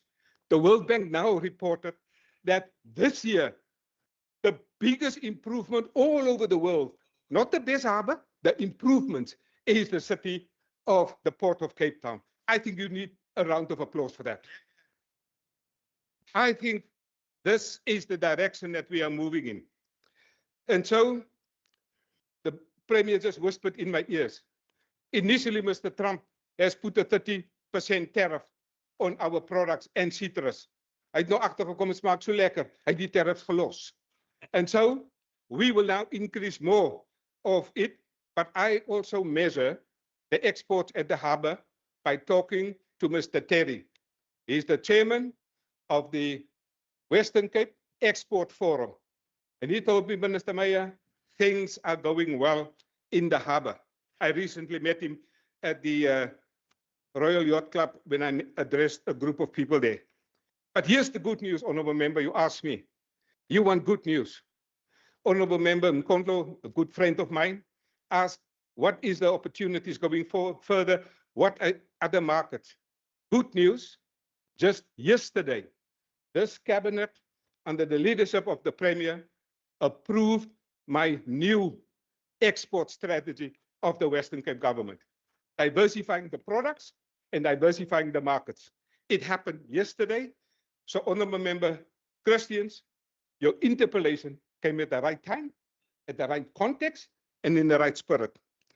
We are going to increase our farm workers are benefiting directly because the citrus growers also established a trust, so they are also investing in our farm workers. We are the only province that has a prestige agri-worker forum. They benefit directly. And so I'm happy to report to this House that the Citrus Growers Association, in fact, I've just asked them, what is the date for Kindly next year? conclude, Minister. Yes, this speaker is a problem.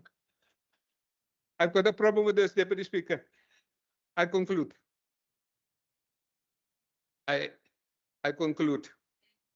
The question was, what is the potential of the Western Cape? I think we can double our exports.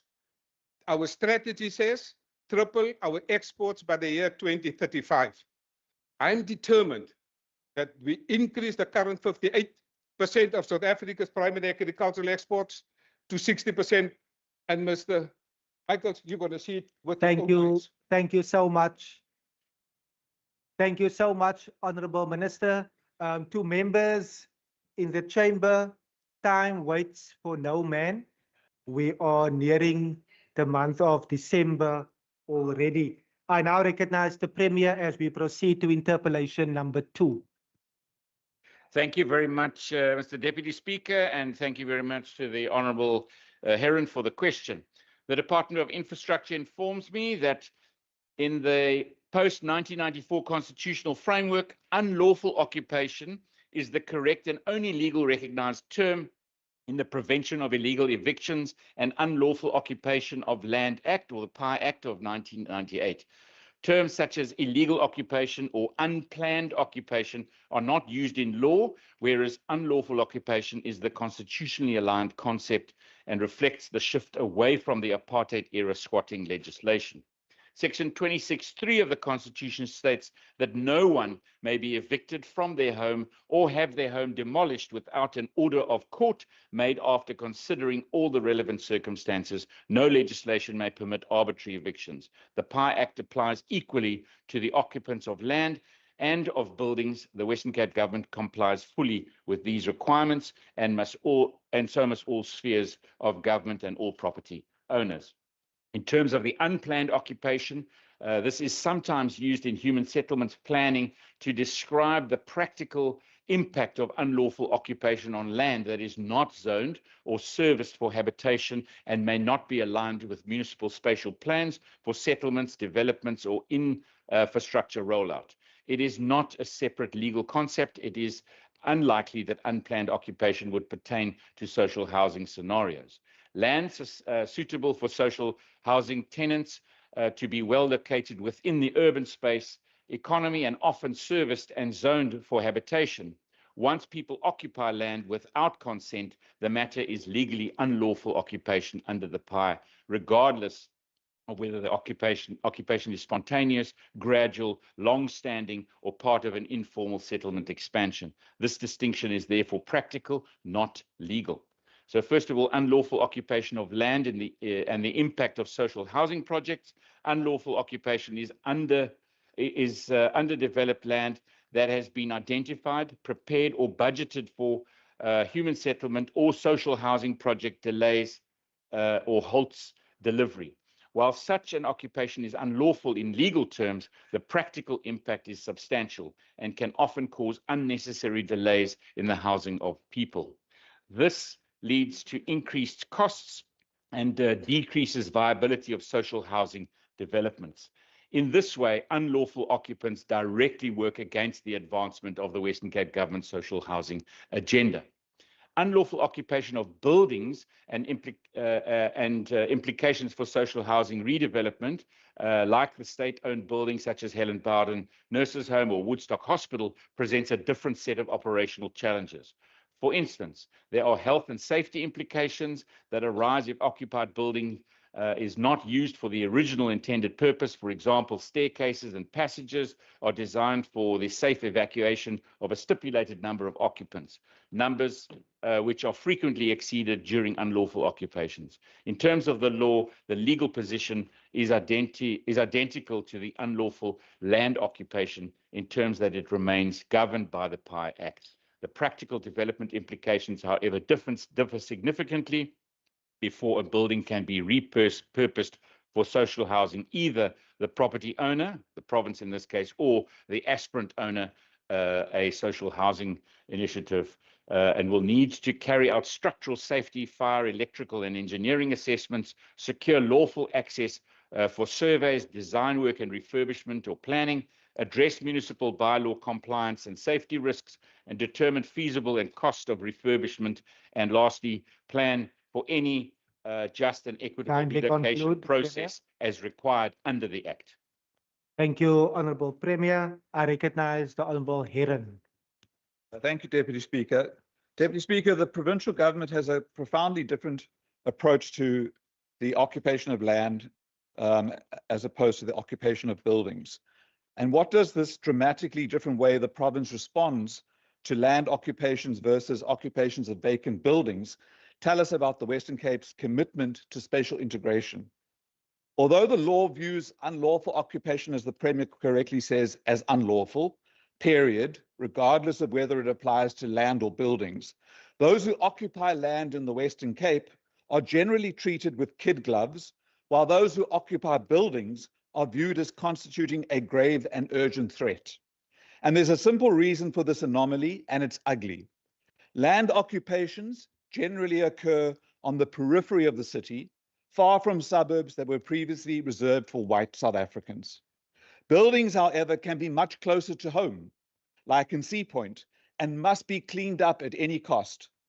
It's an unashamed two-track system. When an occupation occurs on peripheral land, the state can afford to adopt a developmental posture. There's time for mediation, assessments, and sometimes even interim basic services. There's no mad rush. When an occupation happens in a building, especially a well-located one, it triggers an emergency like when Humpty Dumpty fell off the wall.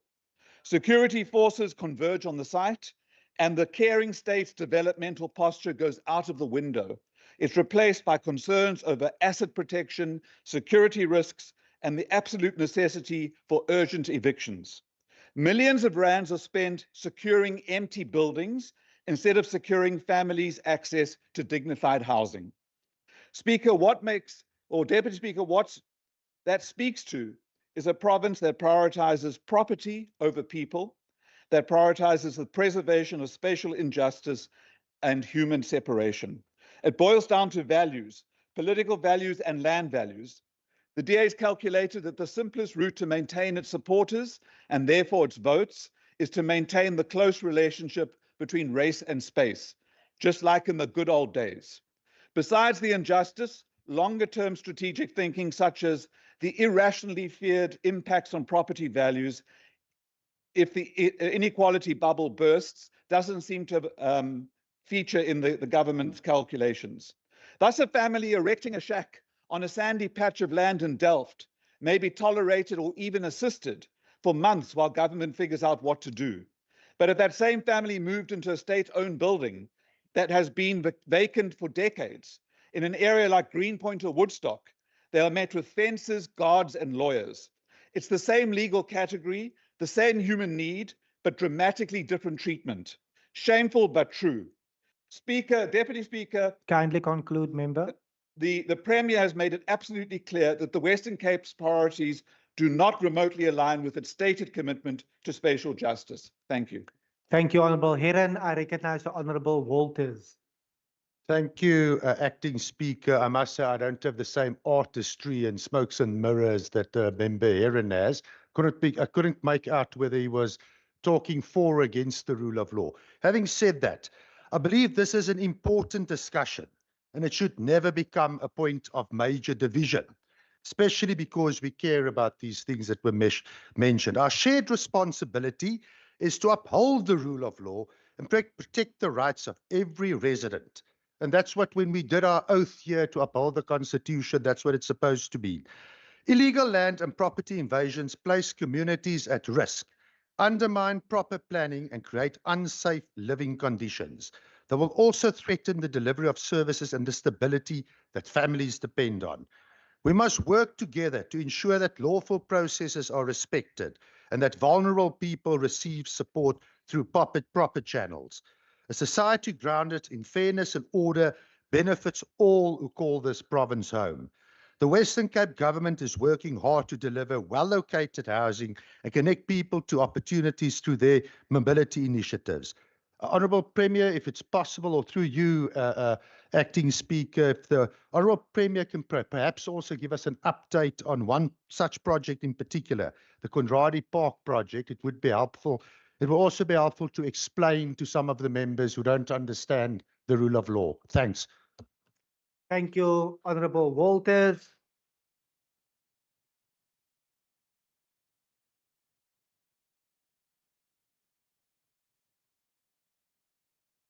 Honourable members. Honourable members, I have the floor. Member Nkondlo. Member Nkondlo. We are going to proceed. Political parties have submitted the names of members that will be participating and will be speaking in this debate. I now recognize the Honourable Lecker.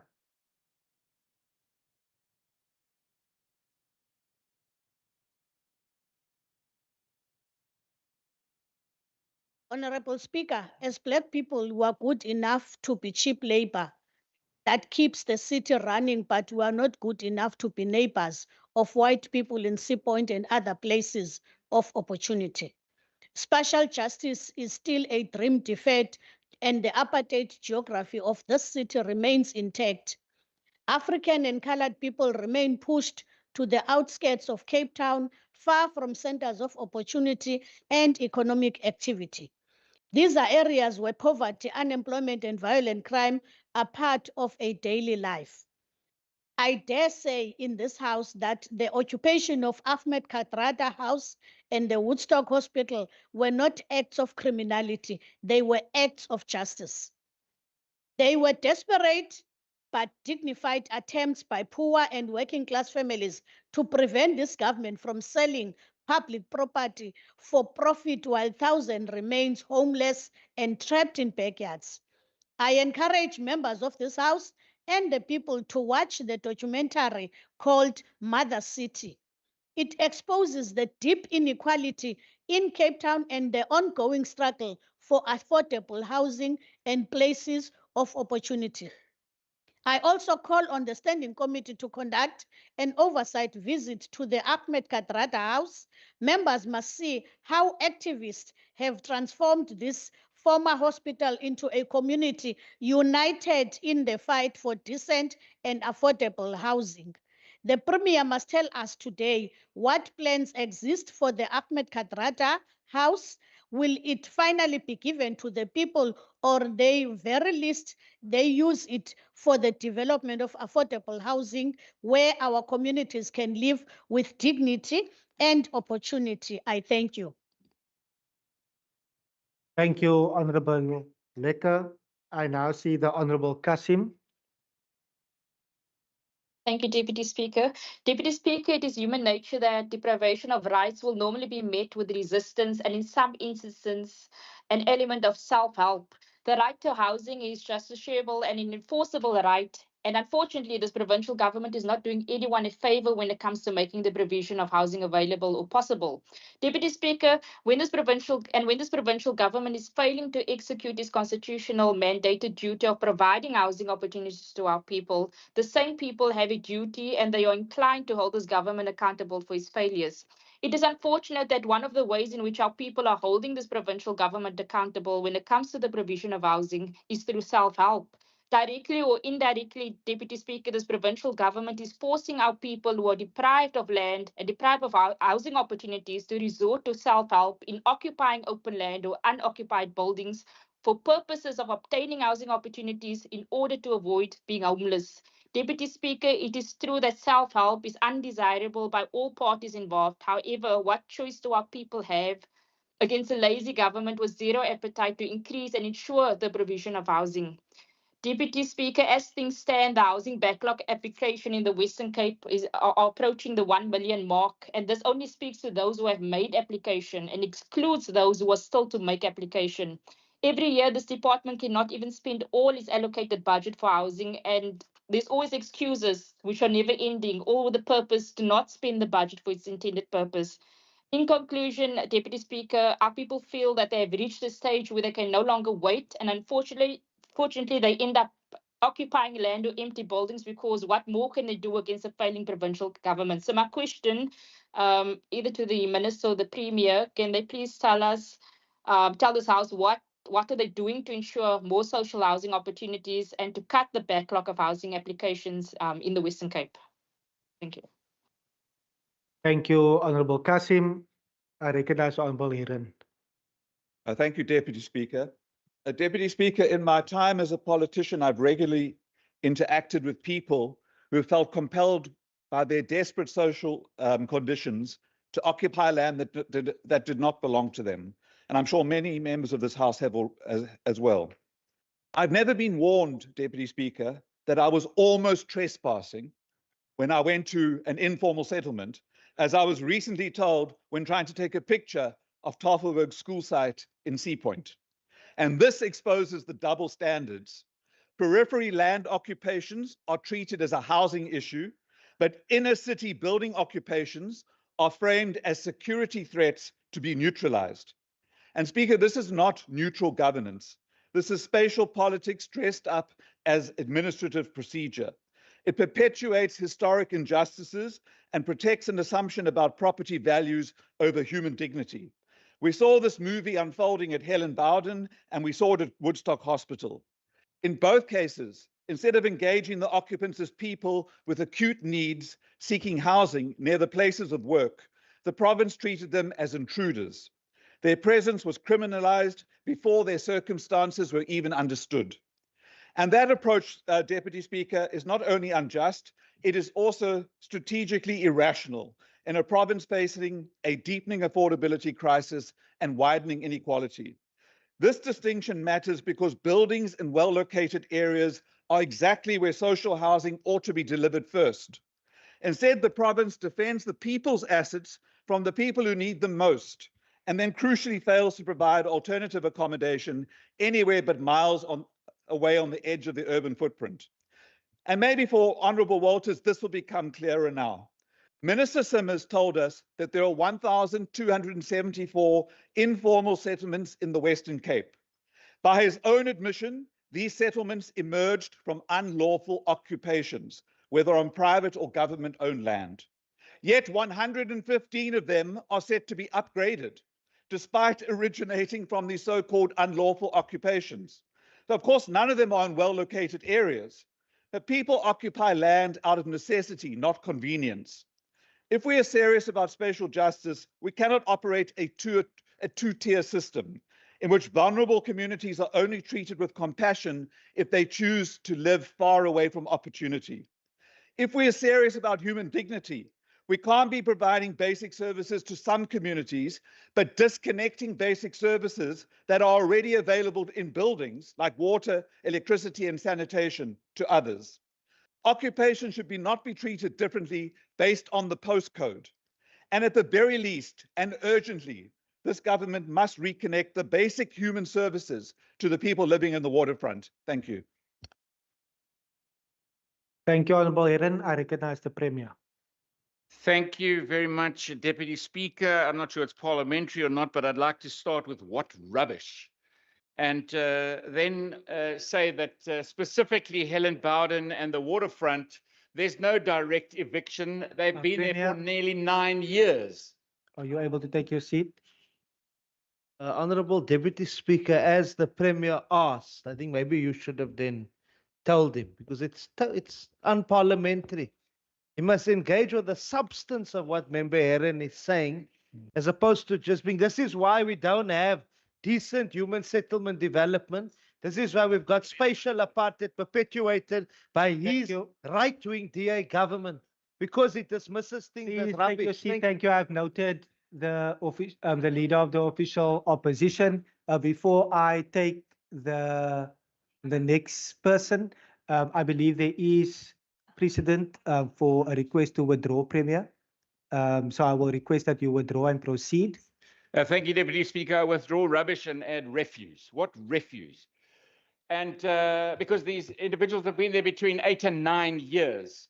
But let's talk about the inner city housing development of this government. We've spoken about a number of times. We have 3 major inner city developments just this year out for tender. 3,500 housing opportunities in the middle of the city, more than 7,000 total housing opportunities. And so that is exactly what is happening. But you know what I've never heard, not from anyone in this house, anything about the nearly 104 hectares of land in the middle of the city called District 6, which is under the management of the ANC. I've never heard a word about it. That's bigger than the whole of the main part of the CBD. And what is happening with District 6? That would be the biggest change in really getting justice to people who were forcibly removed in the apartheid years. Mr. Deputy Speaker, the rule of law in any democracy is absolutely paramount. And when we have illegal occupations, what happens is you remove the rights of specifically those individuals who've been waiting for a very long time on the housing list. You take away their rights, they get pushed out, because that is what happens. And when we don't put the rule of law in place, we have got big, big trouble in our democracy. But let's talk directly to the Honourable Heron. And, you know, I drew his housing policy. The other day, I drew their safety policy, which was 5 pages long. Their housing policy is 1, 2.5 pages long. No, nothing about what he's talking about now. Really weak policy. And let's get back to District 6. We should speak about that. But then let's also talk about the actual delivery that happens in the city of Cape Town. So in the last 10 years, since the waiting list, we also heard that, contrary to what that number is, that the honourable member from the EFF said, But this question was a parliamentary question in the National Assembly to the National Minister about waiting lists. So the National Department does not have a housing waiting list. The department has a National Housing Needs Register. And if we look at these numbers of all cities, but let's just use Johannesburg at 534,400. This is the city of Cape Town, 440,012. Ekurhuleni, 372,000, Tshwane, 233,000. Then it asks housing units completed since inception in 1994. And the city out of all metros in South Africa with the most housing opportunities is the city of Cape Town with 202,070. eThekwini at 172, Ekurhuleni at 155, Johannesburg at 179. The city way ahead of any one of these metros. But then let's look at housing units handed over in each metropolitan municipality in the past 5 financial years. In the last 5 years, let's just take Johannesburg, or let's start Buffalo City, 4,300, Nelson Mandela, 2,000, Mangaung, 600, City of Joburg, 4,900, City of Tshwane, 1,800, Ekurhuleni, 5,100, eThekwini, 5,300. Not one of them reaching 6,000. Not one. But the city of Cape Town, Honorable members, honorable members, 401. Please take your seat, Premier. Honorable members, you are drowning out the speaker by the consistent heckling, and I'm unable to hear the speaker conclude. There is 9 seconds remaining. Premier, please wrap up with your 9 seconds. Thank you very much. In actual fact, all 3 metros in Gauteng don't even come near the city of Cape Town's numbers of 12,401.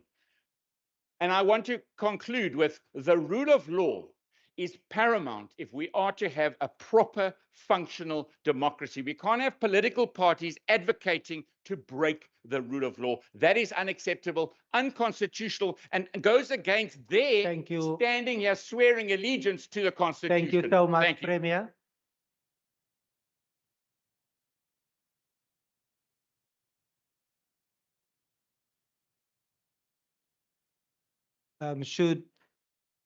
Should I be taking advice from the table staff whether the consistent heckling can be taken from the speaking time? Honorable members, I will at this particular time request that the Deputy Chief Whip, who is the next speaker, to ultimately ensure that the whippery does the work that the whippery is supposed to do on my left-hand side. I now see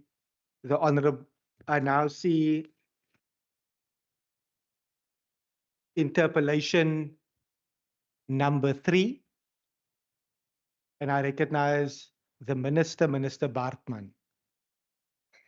Thank you so much, Deputy Speaker. In terms of subsection A of the interpellation regarding strengthening financial oversight, it is to enhance financial reporting. The Provincial Treasury conducts biannual reviews of all entities' interim and annual financial statements. These reviews ensure compliance with the generally accounting practices, or it's also called GRAP, the framework, and supported improved audit outcomes by addressing risks before submission and reporting quality of the annual financial statements before submission to the Auditor General. Long-term sustainability. Both reports have confirmed in their financial statement. Okay. Funding in reports are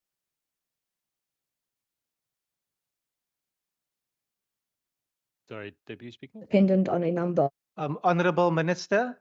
Of these is that. Honorable Minister, I have stopped the Yes, clock Speaker. outside. It appears that your network is extremely unstable your side. Are you able to attempt again?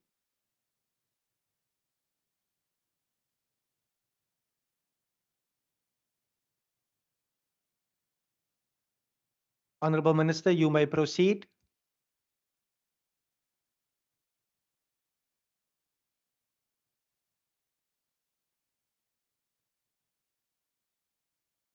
Honorable members, technology has assisted this Speaker, are House you able to during. hear me? There we go. Thank you so much. You may proceed, Honorable Minister, with 3 minutes remaining. Thank you so much. I just changed my connection for better connection quickly. As per the Freeport Saldanha documentation, and I quote, the ability of the entity to continue as a going concern is dependent on a number of factors. The most significant of these is that the Board of Directors continue to procure funding for the ongoing operations of the entity, quote, close, as per CACIDRA's documentation, quote, open, based on a review of the projected cash flows. For the next 12 months, the short-term financial position of the company remains sound.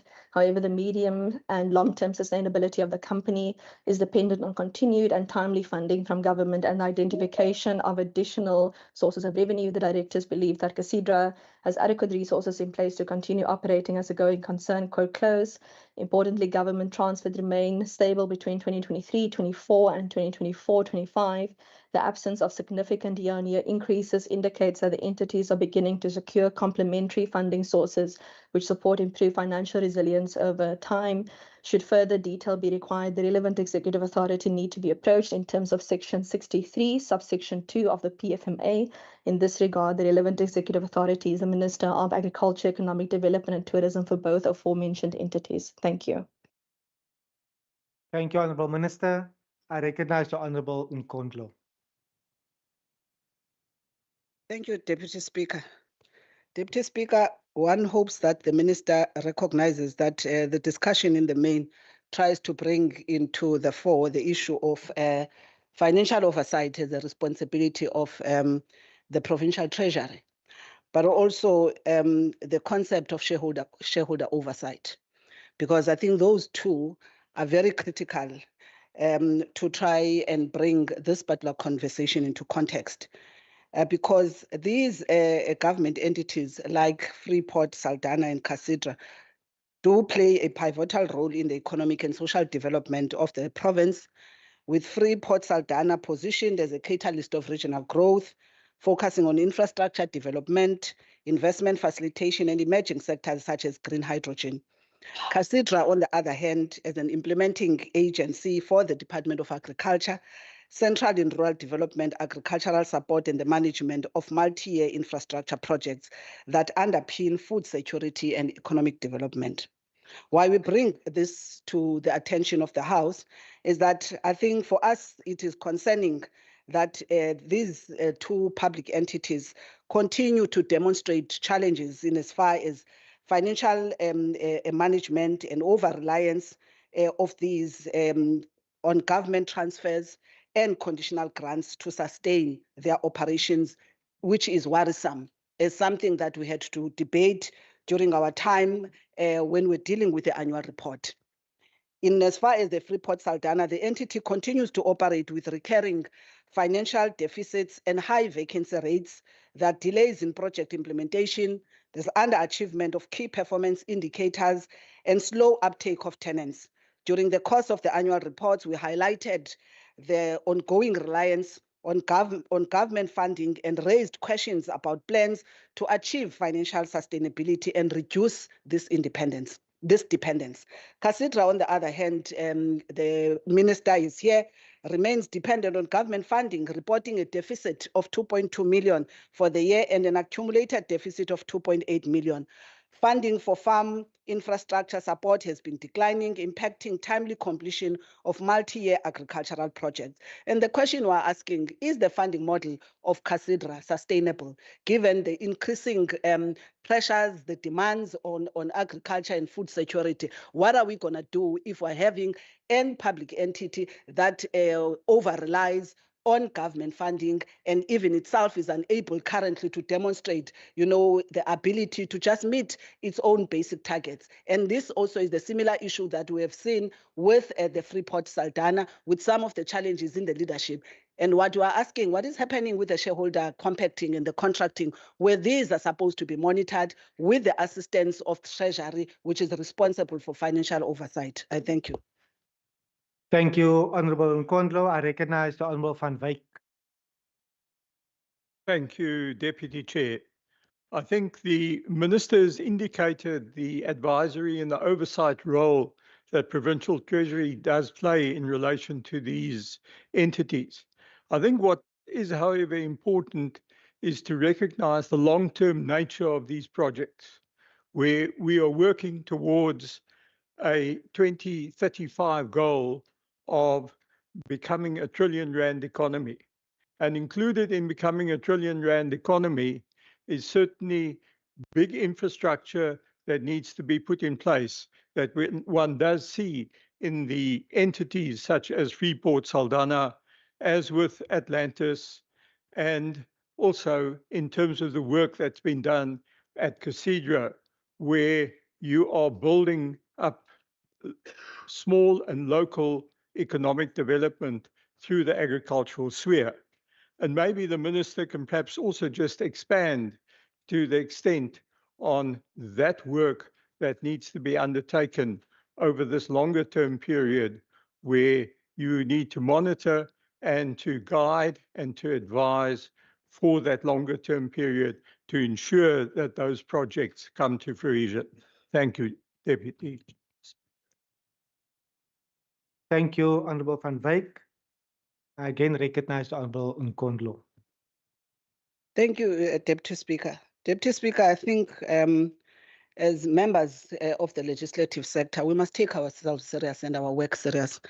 I think from the chairperson of the committee, through you, Chair, I think whilst we take note and we all understand we are talking about long-term projects, timing is everything. I mean, when we talk investment, we are coming from a provincial investment summit where we throw numbers. We talk about billions of rands that are going to be invested here. We create excitement to communities making political statements about jobs that are going to be coming. So timing is everything. So the turnaround time, if you consider that the annual report actually did indicate that if you consider with the Freeport Saldanha, with a planned target of about 8 signed tenant and operator leases, you know, they only were able to achieve 3.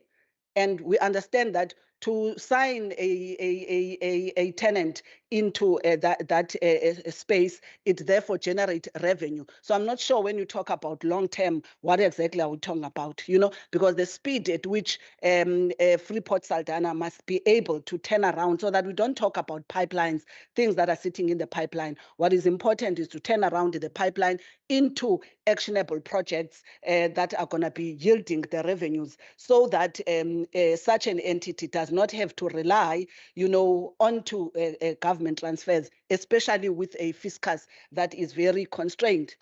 Most importantly is that we're sitting with Saldanha communities where unemployment, I think we're going to be listening to the Municipal Economic Review Outlook very recently from next week, and we will be tracking what is the situation of Human Development Index there, what is the situation of inequality. So we can't speak as if we've got the luxury of time, because we do maybe sitting here and having debates, but people that are in these communities that are depending on these nice things that we talk about here in this house, they expect that when we speak of these big terms of investments, billions of rands, you know, that we're putting up, that we're able to monitor and oversight these entities, not to sit, you know, with nice reports and recurring problems of under expenditure. So I think that is the issue that we are bringing here, Chair, to both Casidra. And I keep on saying the funding model is important. Perhaps we know that the provincial treasury was looking at different models. At some point, the premier, when he started, he spoke about fiscal futures. We're still wanting to see how do all of these discussions, research and everything contribute to these sustainable solutions that are going to reduce. What we want to see is the reduction of the impact on households. And therefore, we want to see the entity operating at a level where it can support infrastructure projects and the regional growth. However, the reliance on government funding suggests that the entity is far from reaching. Kindly conclude, Member. Thank you, Deputy Speaker. Thank you, Member Nkondlo. I recognize the Minister, Minister Barkman. Thank you, Deputy Speaker. I will first quote from the PFMA, and then I will quote from the Public Entity Governance Guidelines that was published by the Provincial Treasury and that was handed out to all members of the Executive Authority of Cabinet in the new administration in 2024 as well regarding respective roles. Regarding Section 63 of the PFMA, subsection 2, the Executive Authority responsible for a public entity under the ownership control of the national or provincial executive must exercise that executive's ownership control powers to ensure that that public entity complies with this act and the financial policies of that executive. Further, in terms of the guidelines to government as published by the Provincial Treasury, on pages 34 and 35, the accounting officer of the parent department has the following responsibilities: advising the minister through review of the corporate plan, the strategic plan, annual performance plan, shareholder compact, and other statutory documentation to be submitted and approved by the minister. And Deputy Speaker, when I say minister, I refer to the relevant executive authority. Align and advise that minister and accounting authorities on the budget allocation against the key performance indicators agreed in the APP or the shareholder compact. This includes how the budget allocation is reconciled to the public entities' objectives and programs, review the quarterly reports against the APP and shareholder compact, and advise the accounting authority and the provincial minister on recommendations for a corrective action, assist the minister with the nomination of board members per each legislation for the appointment of board members, and in accordance with the PFMA, exercise the responsibilities of the accounting officer responsible for the transfer of funds to the public entity as per Section 38, subsection 1, subsection J, read with Treasury Regulation 8.4.1, and establish a system for monitoring and reporting of the effectiveness of the use of funds transferred. The document then further goes into the fact that the accounting officer may delegate their oversight functions to, for example, the CFO of the department for delegations regarding financial matters such as budget process, retention of surplus, or transfer payments. Further, in the guidelines on page 69, matters that can be escalated to the relevant executive authority includes financial viability matters, amongst others, quote, lack of revenue conversion of investor pipeline, sustained losses, operations funded by cash reserves, budget operational issues, business model not translating into revenue, self-sustainability or break-even, budget spent but targets not achieved, and loss of resources to the state, for example, VAT leakage. This is all contained within the public entity governance guidelines as published by the Provincial Treasury to the Western Cape government and serves as a useful tool for members, for executive authorities, for accounting officers, for other officials to be able to deal with the clauses of the PFMA that is related to themselves as a parent department and themselves as the relevant executive authority.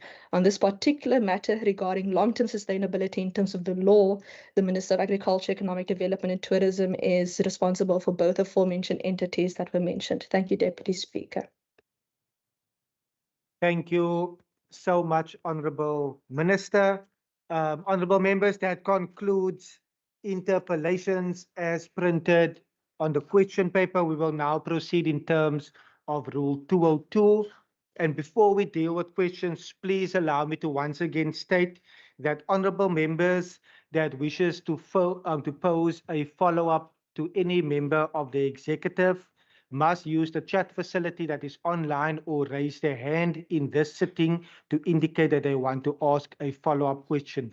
There will be 4 opportunities for follow-up questions, but the honourable member who has posed the initial oral question as printed on the question paper will have the first opportunity for a follow-up question. Thereafter, other honourable members may then use the remaining opportunities to ask a follow-up question.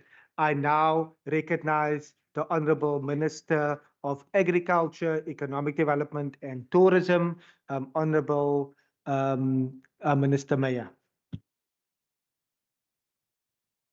Agbare Adjunct Speaker, baie dankie vir hierdie vraag in verband van agbare Christians rondom 'n aangeleentheid van 'n nasionale departement van landbou, landelike hervorming en landelike ontwikkeling ten opsigte van 'n aansoek van 'n bepaalde maatskappy waar die jurisdiksie en die bevoegdheid lê by die nasionale departement en nie by my nie.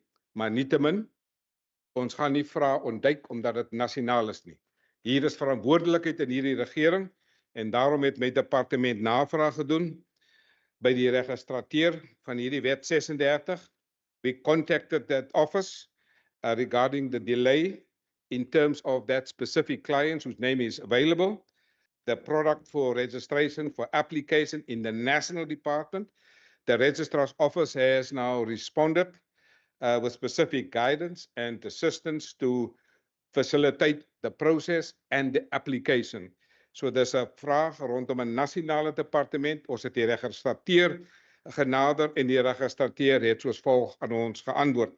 En ek gee graag daardie antwoord deur aan hierdie huis. Dat die kliënt moet direk skakel met die registrateur se kantoor sodat daardie aansoek kan bespoedig word.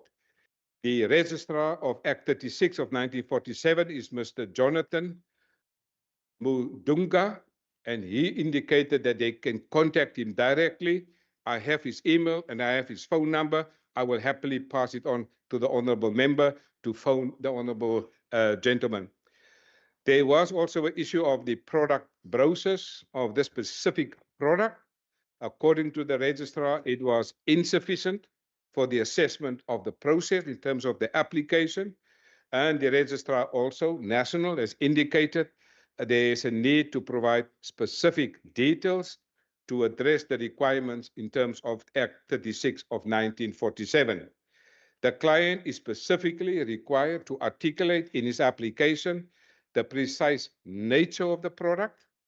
In ander woorde, die presiese aard van die produk, ook die function and intended use of the product, a clear explanation of how this product fits into the scope and the requirements of the legislation. The company must also ensure that this information is submitted to the registrar office nationally, promptly to allow the registration process to continue. I'm happy to report to Honourable Member Christians dat lyk vir my hier is maar een of ander vertragingstaktiek en 'n mens kan miskien dalk direk met die kantoor skakel, maar indien jy enige verdere inligting verlang, my kantoor staan gereed om self ook verdere oproepe te maak in die verband. Ek dank u agbare adjunct speaker. Thank you, Honorable Minister. I recognize the Honorable Christians. Thank you, Deputy Speaker. Thank you, Minister, for your reply. And, you know, what do people do if they submit an application and for a year you don't hear anything? And then the cutoff is December. So, Minister, if you can give those details, it will be highly appreciated. But the fact is that, you know, somebody wants to provide a service and the service provided for a year. Nothing. And that is the frustration of many people. So, Minister, that's why we directed the question to you. Thank you very much. Thank you. Before you proceed, Minister, I'm once again urging members to stick to the one follow-up question. I now see the Minister.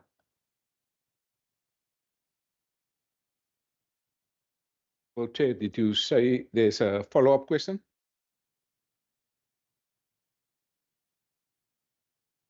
The member indicated.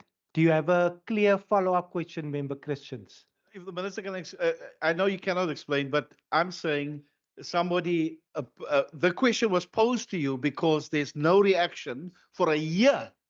No reaction, no reply to the provider. Thank you. Dankie agbare adjunct speaker tot die agbare lid. Ons het hier ook in die Wes-Kaap die sogenaamde red tape reduction eenheid. Maar ek is bekommerd dat dit 'n hele jaar vat om 'n aansoek. Ek sal ook skakel met die departement want sulke tipe aansoeke behoort online ingevul te word en online. For example, if anybody wants to export meat, anybody in the audience through the deputy speaker want to export meat, my processes, you can fill the form online. You can print your export certificate at your house. You don't need to come to me. And definitely, if I take a year to answer you, there will be a vacancy because we believe one mistake, one vacancy. So I will not take a year to answer you, but I will give at the end of this today, provide this detail to you. But if you, in the meantime, can also submit a complaint to the red tape reduction unit, then they can follow it also up immediately because I'm concerned next month is December and that is the cutoff time. And I think it is in my nature and in my spirit to apologize to this honorable member for his client that took 12 months. And I will certainly make it my business to follow this up in the next 24 hours. I can't promise that I will deliver it, but what I can promise that I offer an apology because nobody should be treated like this in South Africa, but I will follow it up in the next 24 hours. Thanks. Thank you, Honorable Minister. I recognize Honorable Masipa. Through you, Honorable Deputy Speaker, thank you very much. Minister, I do recognize that this is outside your department. However, you are willing to assist. One of the levers or enablers in your department is communication. What do you think really communication could help in terms of really achieving the results with regards to issues like this? Thank you, Minister. I recognize the Minister. I will give over to the Minister to answer that particular question that was posed. But once again, alert members, the follow-up question must be linked to the initial question that was posed. Thank you to the Leader of the Opposition. Minister, you may proceed. Honorable Speaker, it is always a sad story if a South African who wants to start a business, engage with the national government or a provincial government or for a municipality, a genuine business proposal, and 12 months happens and there's no communication. I think this is certainly not acceptable. One of the values of my government is responsiveness. Responsiveness means pick up the phone, answer the phone call. When you get the letter, please write and answer the letter, because the spirit of responsiveness requires that we answer people.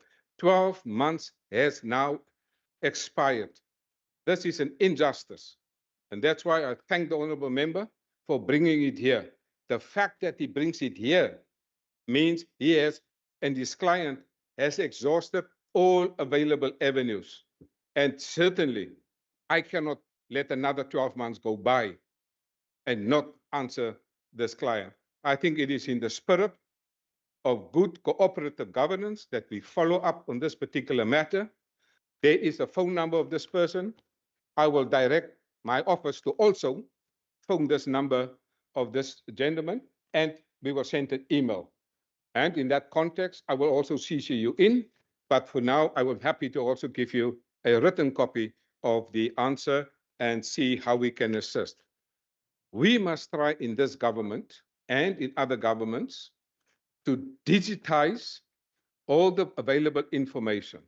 When we speak about e-governance, we talk about e-citizenship. A citizen has a problem, put it in the computer and deliver within the easiest space of time. If anyone wants to export meat and all your data is correctly certified by a state vet and you want to export meat, I tell you, you print your export license in your home. You don't need to come to our offices. That's the quality of service I think we need to give. And I will follow this up because I think this is an injustice. Thank you, Honorable Minister. I have not noted any further follow-ups. We will proceed to question number 2 as printed on the question paper. And I again recognize the Minister, Minister Mayor. Thank you, Honorable Deputy Speaker. Is there overtime for members of Parliament? No. Right. Honorable Deputy Speaker, since you are still thinking, I hope that you can talk to the Minister of Finance who's online to facilitate that. Honorable Deputy Speaker, I think on a serious note, the Honorable Member Christians indicated that South Africa as a country, not the Western Cape, is on track to export about 202 million cartons of citrus fruit. I am particularly happy to also elaborate on the previous interpellation because I think the interpellation and the question is directly related. in terms of the number of cartons of the citrus fruit and what are the impediments, which I did answer in the interpellation. But I think what needs to be said, this year, 2025, we will succeed in exporting 200 million cartons of citrus, a good target. The target of CGA, the Citrus Growers Association, is to have 260 million 15 kilogram cartons of citrus by the year 2032. Indications are that by the year 2030, they will achieve this specific target. Honorable members of this House will know that I have 4 ministerial priorities: agriculture support, business support, food security and nutrition, and fourthly, market access.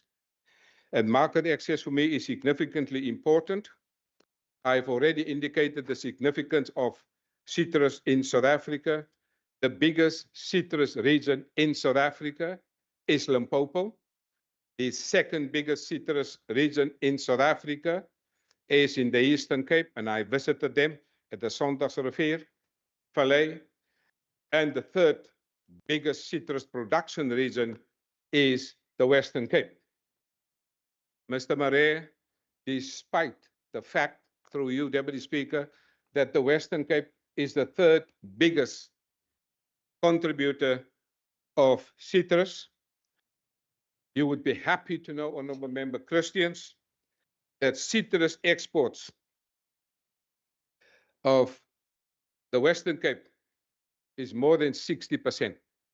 Now, there are different reasons for that. There are citrus in neighboring countries and neighboring provinces. Because of the harbor in Cape Town, because of the transport, they prefer to do it via the Western Cape because we've got better quality roads, the more variety of the crops and better transport infrastructure. And also remember that we have a citrus farmer in the Eastern Cape. He also has citrus farmers here in the Western Cape. And so this result is due to the better quality, more variety of crops. It is also predicted that the Western Cape alone, out of this 200 million, 101 million will come from the Western Cape. So that is indicative of the growth that we are talking about. But as the interpellation, the honourable member asked, what are the obstacles in terms of the ports, the logistics? I think the interpellation explained that there are some significant processes. There were some temporary issues regarding the tariffs from the US. And as you know, Trump has originally put a 30% tariff on citrus exports to the United States. And I think honorable members over there and honorable members of the public will know that a tariff is a form of taxation. The person that export us, we don't pay the tariff. The import in the United States, they pay the tariff. A tariff is a form of taxation. Now that person in the United States that imports our tariffs, he just added to the product. So ons citrus raak nou duurder and there's a lower tariff in another country, so they prefer then to buy rather from another country, and that damages our import capability. But Mr. Trump has subsequently changed his mind. Iemand het gesê, hy het seker agtergekom ons citrus is lekkerder. He scrapped the tariffs. So I'm very happy that we can now have more of these oranges in the United States. But that does not include narkis and other soft citrus cultivars. We have seen, honourable member, as I indicated earlier, significant improvements in the harbour of Cape Town. I must warn this House that in the last week, we have seen terrible wind. Die wind is verskriklik, meneer Michaels. Jy is nie gewoond aan die Kaapse wind nie, so jy het die wind ervaar. So jy is welkom nou. Ek weet jy in Grabouw is daar nie so baie wind soos hier in die Kaap nie. And welcome to the wind of Cape Town. This wind has now implications for our exports. Want as die wind waai by die hawe, dan gaan die containers 'n bietjie links en regs en hulle is bietjie skrikkerig vir die see.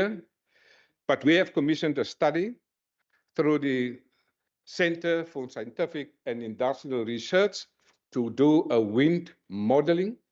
That study is still busy with Transnet and them, and we are also taking part in that study. But there's the good news of an inland port, as I told you earlier, in Salt River, where they put the containers there, so that when the wind blows there at Cape Town, it is more safer here in the inland port in Salt River. That port has been built, and I've opened it, 40 million rand. Another 160 million rand is coming towards that port, as I told you earlier, with the 3-kilometer railway line directly into the harbor. And so those problems, I think we will take care of it. But the trucks, the roads, we have, through one of our staff members, developed a port management information system tracking from the pack house, cold storage, on the road to the harbor, queuing up to where it is loaded on the ship. And I am very happy that that process gives a little bit of predictability. I'm happy to also report to this House, although not citrus, but table grapes. Table grapes have now built around our modeling and used our modeling to have predictability in the export of table grapes. And last year, I went to the harbor. I was on a boat, honorable member. Next time, you're happy to join me. I was on the boat, went down to see how they load the table grapes that was exported to the UK last year. And so I want to give the honorable member the assurance that I expect a good season for citrus. We have, as you rightly pointed out in an article, that despite these tariffs, we have seen an increase in the export of citrus, and I expect also greater participation in that. But one thing is still troubling, honorable member. There are more wind. All of us, we are traveling. We see more wind in Europe, heavy wind, and the people are exporting. And we have a situation, wind, less wind, and we say we can't export. This is a matter for discussion, and I will soon bring a report to this cabinet because I sent a delegation to Bremen Harbor in Germany, to the harbor in Dubai, and on the recommendation of the World Bank, I sent a delegation to Bangkok. That harbor is now radically transformed, privatized, and great exports are happening. I have sent another colleague, staff member, to go to Dar es Salaam in Tanzania because we have met DP World from Dubai. They came to us and they said, if you want to see the impact of DP World in transforming the port authorities. So I sent a senior staff member to go and look at what is happening in Dar es Salaam. I'm happy to report that I have received a report that in 6 months, you will not recognize the port of Dar es Salaam. When you see what has happened 6 months before and 6 months later, a radical revolution. Now, Honorable Deputy Speaker, I was in Dar es Salaam in 1992. I saw the impact of refuse that was dumped on the beach in Dar es Salaam. So when I got this report, I was clearly happy to see that. Honorable Deputy Speaker, so the harbors and the port authority are critical for the revival of the economy. But in the office of the president, they have established a port, harbor, transport, and logistical arm called Project Vulundlela. I have invited the gentleman that is in charge of that project. I've invited him. I'm chairing a cabinet committee on growth for jobs. I've invited that gentleman, and he confirmed that the work that they have done, because in the presidency, they said the work will get done. And I'm happy for that attitude, because I think sometimes you need to give people instructions and no longer consultations. I like that spirit. That is the best spirit. The job gets done. And so, Honorable Deputy Speaker, subsequently, during the Western Cape Investment Summit, I've invited that gentleman back because we had the port, logistics, and transport panel discussion from Transnet, from the Office of the President, logistics, from Grindrod, all the major logistical companies. And I'm happy the report that I have received, and I attended that whole session, absolute fantastic. So I want to be on record to congratulate Minister Barbara Krejci, Advocate Michelle Phillips, for some outstanding work that they have done in this particular regard. Because we are now seeing if people are willing to work together through collaboration and partnerships, en ek kan byvoeg en 'n bietjie gat geskop, then things are happening. And this has now happened here in the Western Cape, and I am looking forward to further. But I want to thank the Premier, because he, during one discussion, during the SONA this year, when he left SONA, he came to his office here in this building, and he went to his boardroom, and what did he see? He met the Project Vulundlela team there, and obviously like the Premier is, he said, please let us work together in the spirit of cooperative governance. Let us work so that South Africa succeed. And I want to thank the Premier for also raising this at all the available platforms. We have now adopted an approach that the government of national unity is now a government of national urgency, because we have urgent goals and targets, and we are looking forward to cooperate. This is one example. If we work together, then I think the result speaks for itself. So, Honourable Member Christians, it's a little bit of a long story, but Honourable Member Michaels is new to the House. So it's always refreshing to have new information, because he can use this information in his constituency. He can use this information to empower his people. I believe that he loves to empower people, and this is an opportunity to empower people. So thank you very much, Mr. Michaels, for your spirit of wanting to learn, and after this session, there will be a test and examination.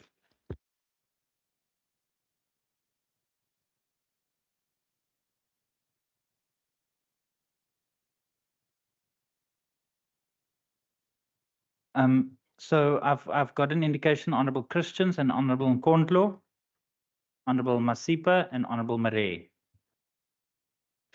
Thank you, Speaker. The Minister covered me about the weather. But Minister, if you can tell me, you mentioned earlier about how the workers will benefit. If you can just elaborate on that. Thank you. Honourable Minister.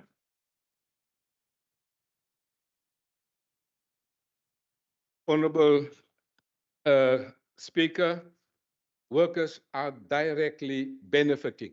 If you increase your export capability, in this case of the Western Cape, to about 121 million cartons, it means more people have access to jobs, more opportunities, and I think this is definitely one of the greatest stories of employment into the agricultural sector, because more people are employed during the harvest season. And this good news is that the Citrus Growers Association has also established, talking about the workers, they have also established a trust where the workers can benefit from this trust.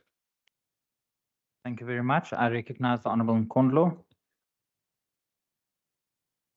As a follow-up, thank you, Speaker. As a follow-up to Member Christian's on the benefits of workers.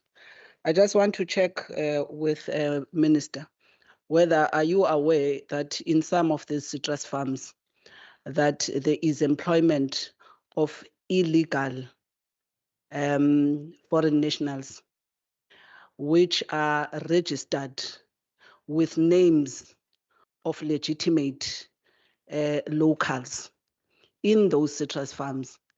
And once that information is brought on with you, what are you going to do about it? So that this benefit that you are talking about from this 202.2 million cartons is indeed realized for the locals. Thank you so much. Thank you very much, Honourable Minister. Before you proceed, I wish to remind honourable members that you are allowed one follow-up question. In that question posed by Honourable Nkondlo, there was 2 questions. So Minister, as always, I'm not going to dictate how you answer that question.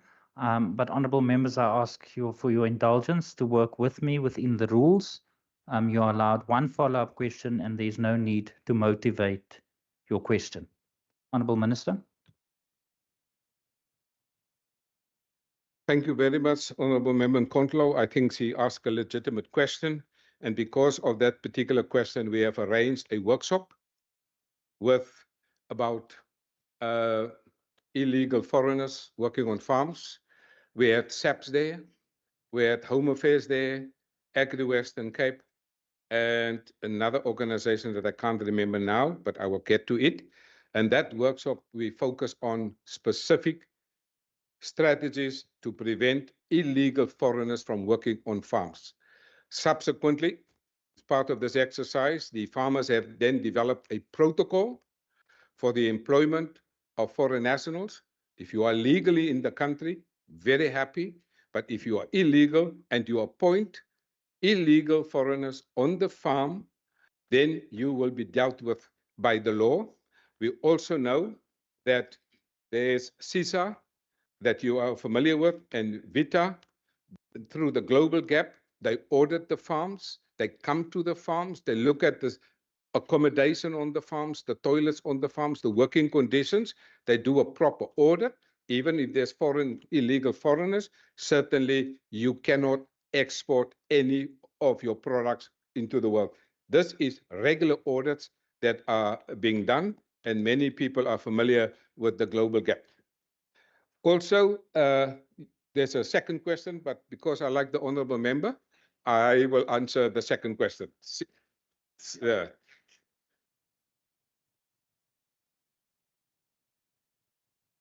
Sent out. Oh, yes. You will recall that during last week, the Minister of Home Affairs answered the question that about 46 illegal people, 46,000 was sent back. I want to clarify, they are not on our farms in the country. But this is the second question was, but talk to me, don't talk to the Premier. Leave him. Order, members. Honourable Minister, I wish to remind you that you need to speak to me and not to the honourable member across the floor. Thank you very much, Honourable Speaker. I follow your rules. The honourable member have asked, what will I do? In other words, it's a verb. What will I do if she gives me the names of illegal foreigners? I can tell you that letter of yours will not be on my desk for 12 months. I will act immediately because such things cannot be tolerated. And if any farmer employ illegal foreigners for some or other reason, he will not get any joy from this government. You are on your own and in the jail, in Chuki. Yes, because we're not going to tolerate it, because we want legitimate people and make sure that people that work here get the benefits. So thank you, Honourable Speaker. Thank you very much, Honourable Minister. Before I recognize Honourable Masipa, you may continue. Honourable Leader of the Opposition, is that a point of order? Please rise. Please rise. Honorable Speaker, I just want to seek clarity. The Honorable MEC, and I want to welcome the undertaking that he has made. But can he clarify, is that an executive undertaking? Thank you. Thank you very much. All commitments in the House is regarded that will be tracked, and the minister has made a commitment. So I don't need the minister to confirm that. I think the rules are clear, and the processes that we follow in the House is clear. So Honorable Masipa, you may continue. Thank you, Honorable Speaker. Through you, Speaker, Minister, economic diplomacy and partnership is one of your transversal enablers and levers of your department. Can the Minister indicate benefits of attending events such as the Spain Fruit Attraction 2025 in an attempt to contribute towards the achievement of the 202.2 million exports of citrus? Thank you, Minister. Thank you, Honorable Speaker, for the question. As members know, that I was in Fruit Attraction in Madrid earlier this year, and this is the biggest fruit attraction around the world that is being hosted in Madrid every year. This is the first time I've attended it. It's so massive, so big, you can't even get to every pavilion, but I made spend most of my time, in fact, 80% of the time, at the South African Western Cape West Grove Pavilion, because that is where we want to see what is happening. When I was there initially through the speaker, Honorable Member Masipa, I was a bit nervous because at all the stalls, I saw fruit because it's called Fruit Attraction. And I saw fruit from different parts of the world where you can taste. And when I got to the Western Cape Pavilion, I saw no fruit. So I was nervous that we go to a fruit attraction and we see no South African fruit. And I asked them what is happening here. And they reminded me, Minister, look around all the stalls. What do you see? I saw 40 people sitting at tables, signing deals in the Western Cape. Fruit attraction is not about tasting the fruit. It's about signing agreements. And about between 14 and 18 billion rand of contracts were signed. And I'm so happy that I worked with the Fruit Produce Export Forum. I gave them the money with the following organizations to go and sign deals. Number one, SA Fruit. Number two, Hoortgrow, the Deciduous Fruit Organization. Number three, SATI, the South African Table Grape Industry. SA Berries, there's one missing. And CGA, the Citrus Growers Association. Their market access people were there. We had the registration desk. You say, I want to import grapes from South Africa. We register you, we put you at the table, we matchmaking you right there, business to business deals. And I am particularly happy that we will soon see the results.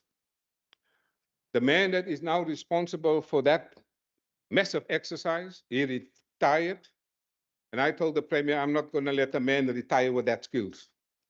And so I have set up a meeting. Unfortunately, it was cancelled on Monday because I am now planning, based on Fruit Attraction in Madrid, is te ver om te vlieg.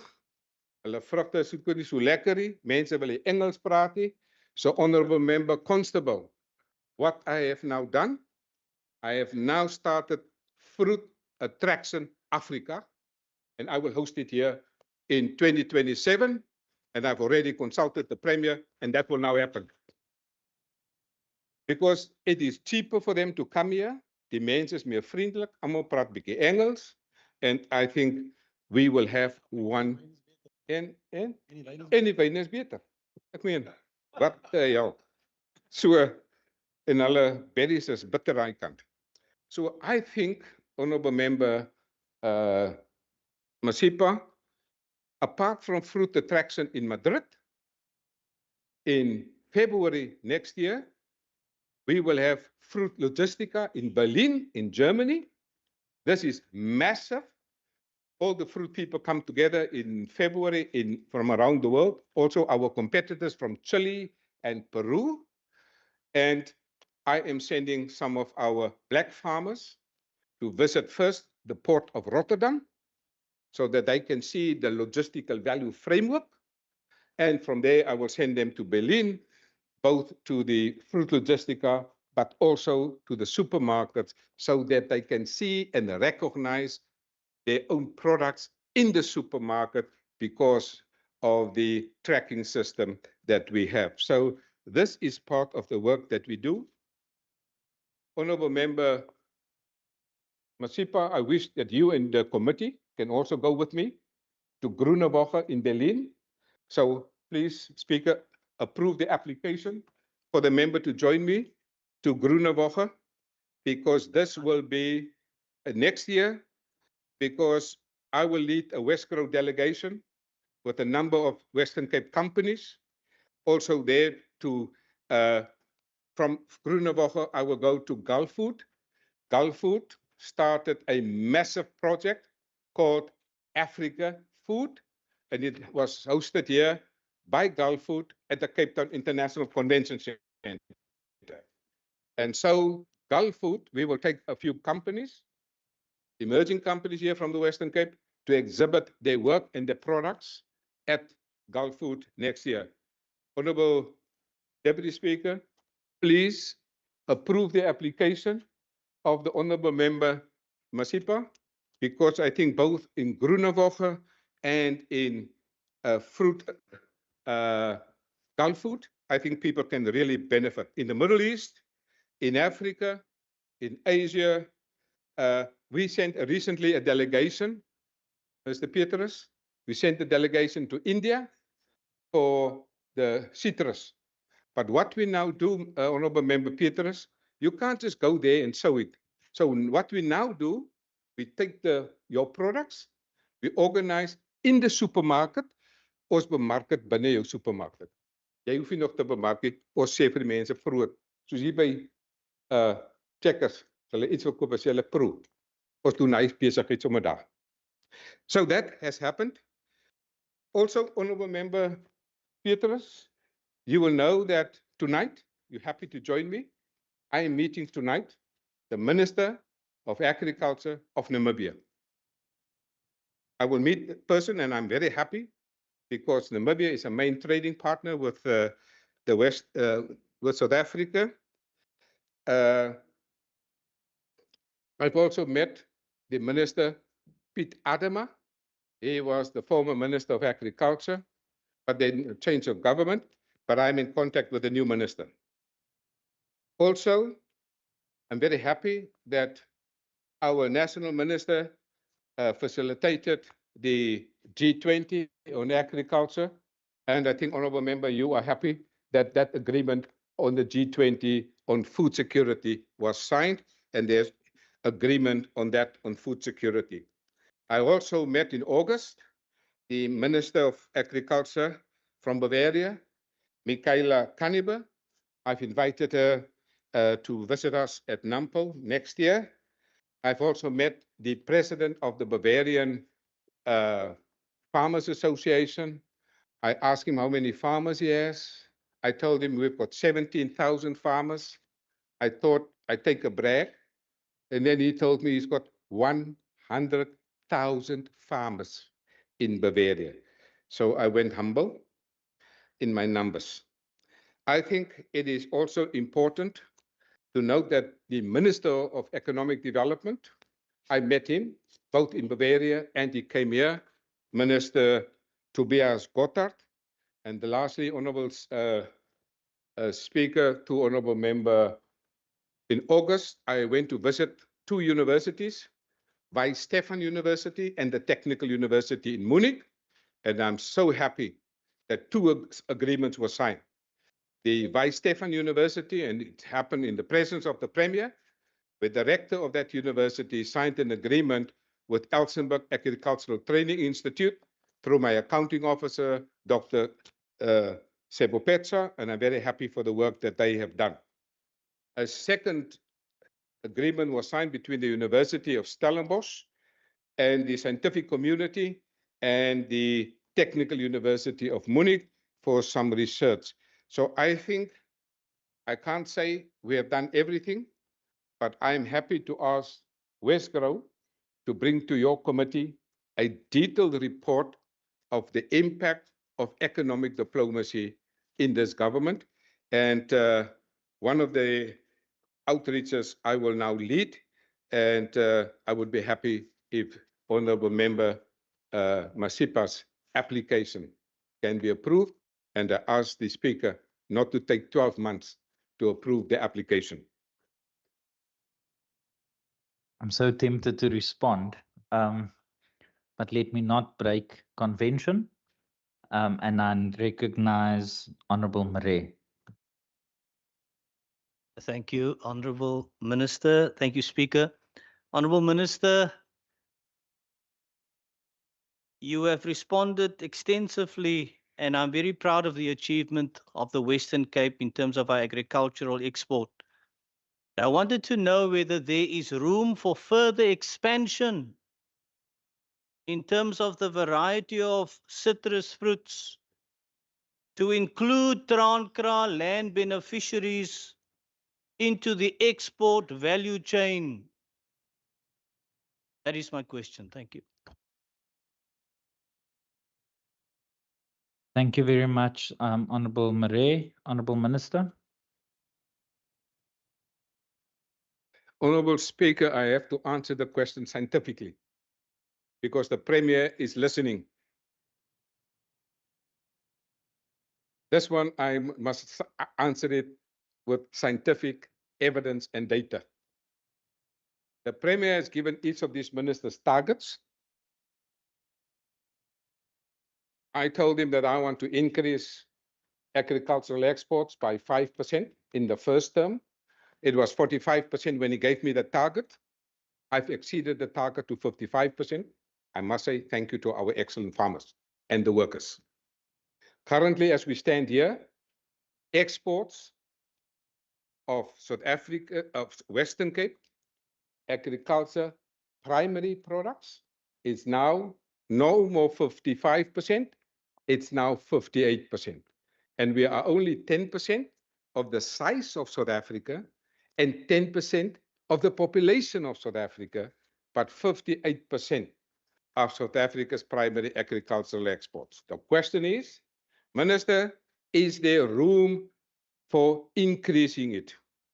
I must answer scientifically. I told the Premier I will be happy if it is 60%. So you ask me, is there room for improvement?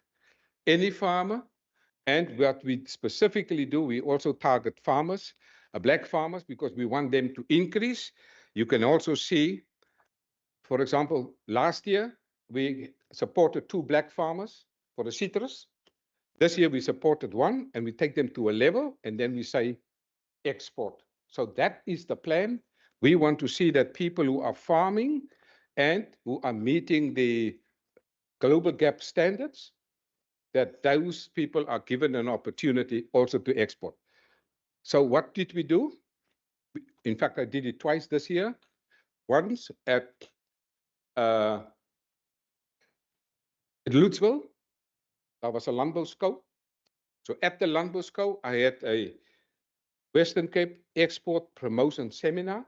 Those who want to increase their exports, we had a workshop there with them. We gave them information how to increase your exports and be market ready. I had a second one in Prince Albert. I met the exporters there. Also emerging and black farmers and emerging businesses in general, not only farmers. And we assisted them with readiness for exports. So it is an export promotion workshop. If you know of such people that want to export, you give us their names, we arrange a meeting, and we can see how we can assist them, because the question originate from a source. So we would be happy to do that. I think people love South Africa's products. I think people before they buy your product, they buy your culture. People love the culture. They love the people. Your culture stink, people don't eat your food.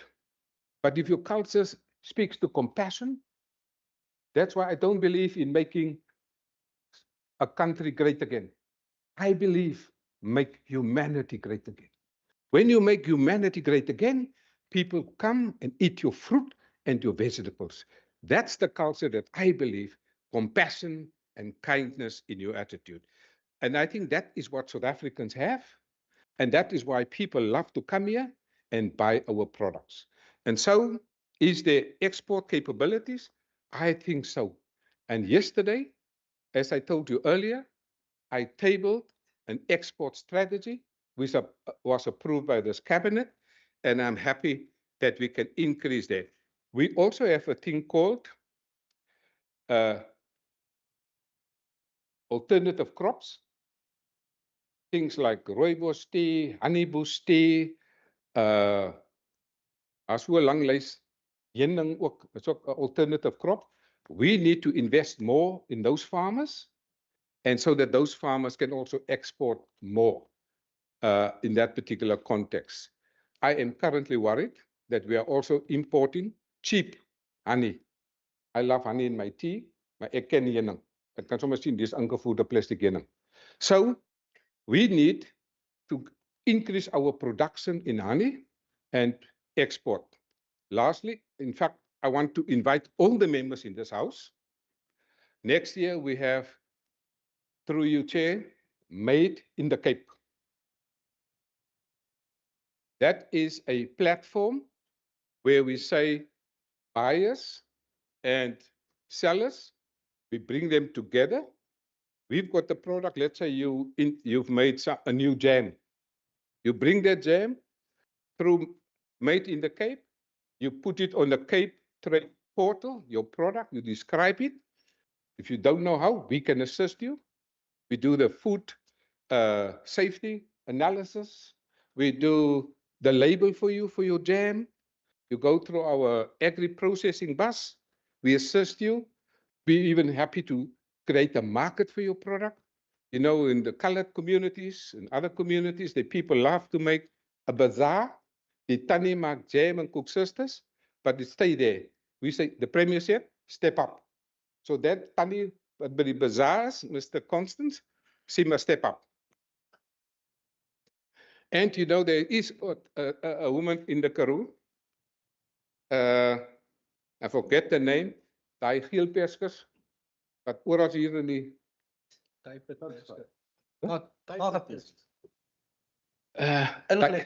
ingelegde peskers. Jy eet die hele dag daarvan. So those people must now export it. And so when you export it, you get more money. So we have a market opportunity for those products. I know honorable member Mbombo loves to make certain things. Huh? She loves to make things, but it stays there by her house. We want to taste it. We bring it to the market. She can make money, but she keeps the stuff there by her house, and we don't benefit from it. If she wants to grow a business, she can put it on Made in the Cape. She put the jam or whatever, and then Made in the Cape, bring the people. So anybody in this house that has a product that you would love to promote, you go to the Cape Trade Portal, you register your product on the Cape Trade Portal, and if there's somebody in India... Honourable Minister, please take your seat. Honourable Petrus, is that a point of order? Yes. No, Speaker, how much time is left? Can you... Can I please ask that the table staff please stop the clock? And there's 9 minutes and 33 seconds. There's no limit on answering. No, so in terms of the rules, Order, members. There's a legitimate question being posed to the chair. Order. Honorable Petrus, in terms of the rules, the format of questions posed is determined in terms of the rules. How a minister or the executive responds to those questions, the chair or the rules do not dictate. I must say that I am mindful of time and the question paper. I'm listening carefully, and once it's outside of the initial question or the relevance to the questions, I will caution the minister. I have listened carefully, and the minister is very much still in line with the initial question posed. So, Minister, my apologies. You may continue. Thank you. I would like to inquire from the speaker if the honorable member has asked you to give me more time or what? Honourable Ministers, the Honourable Member wanted clarity on the formulation and the answering of questions, and I have dealt with that already, so you may continue. Honorable member, I will respect the question of the honorable member. As you can see, I'm packing up, and I have invited him earlier during the House to join me to meet the Minister of Agriculture from Namibia. And I just got a call that I have to wrap up.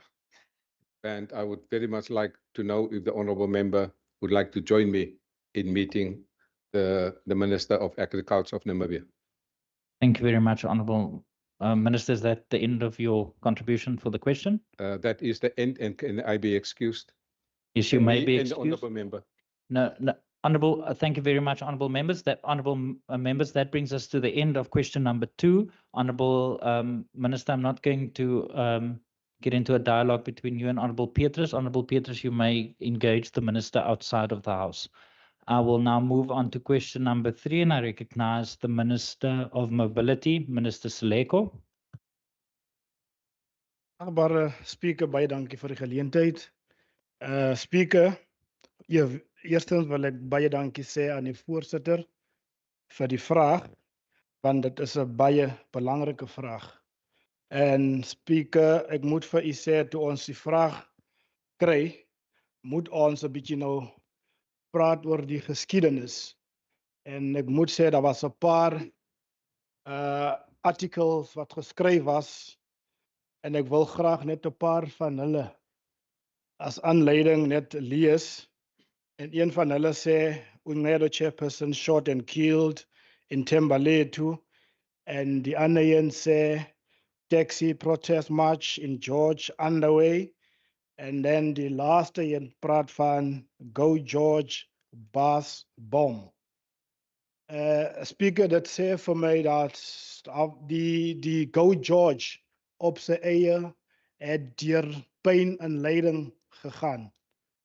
En daar was moeilike tye vir Go George, maar einde van die dag het die mense dit ondersteun en die mense het volgehou, en vandag kan ons sê dat Go George het omtrent so 11 jaar in bestaan, en ons kan gereeld sien wat gebeur aan George, want ons sien gereeld die Go George vervoer wat ons arme mense die geleentheid gee om veilig by hulle bestemmings te kom op 'n minimale bedrag.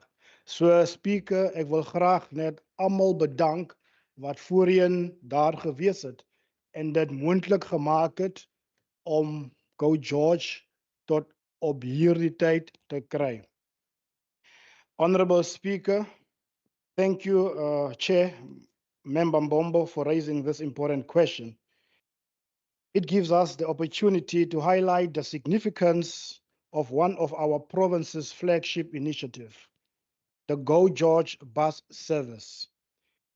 Go George stands as one of South Africa's most successful public transport programs and proudly remains the only non-metro integrated transport network in the country.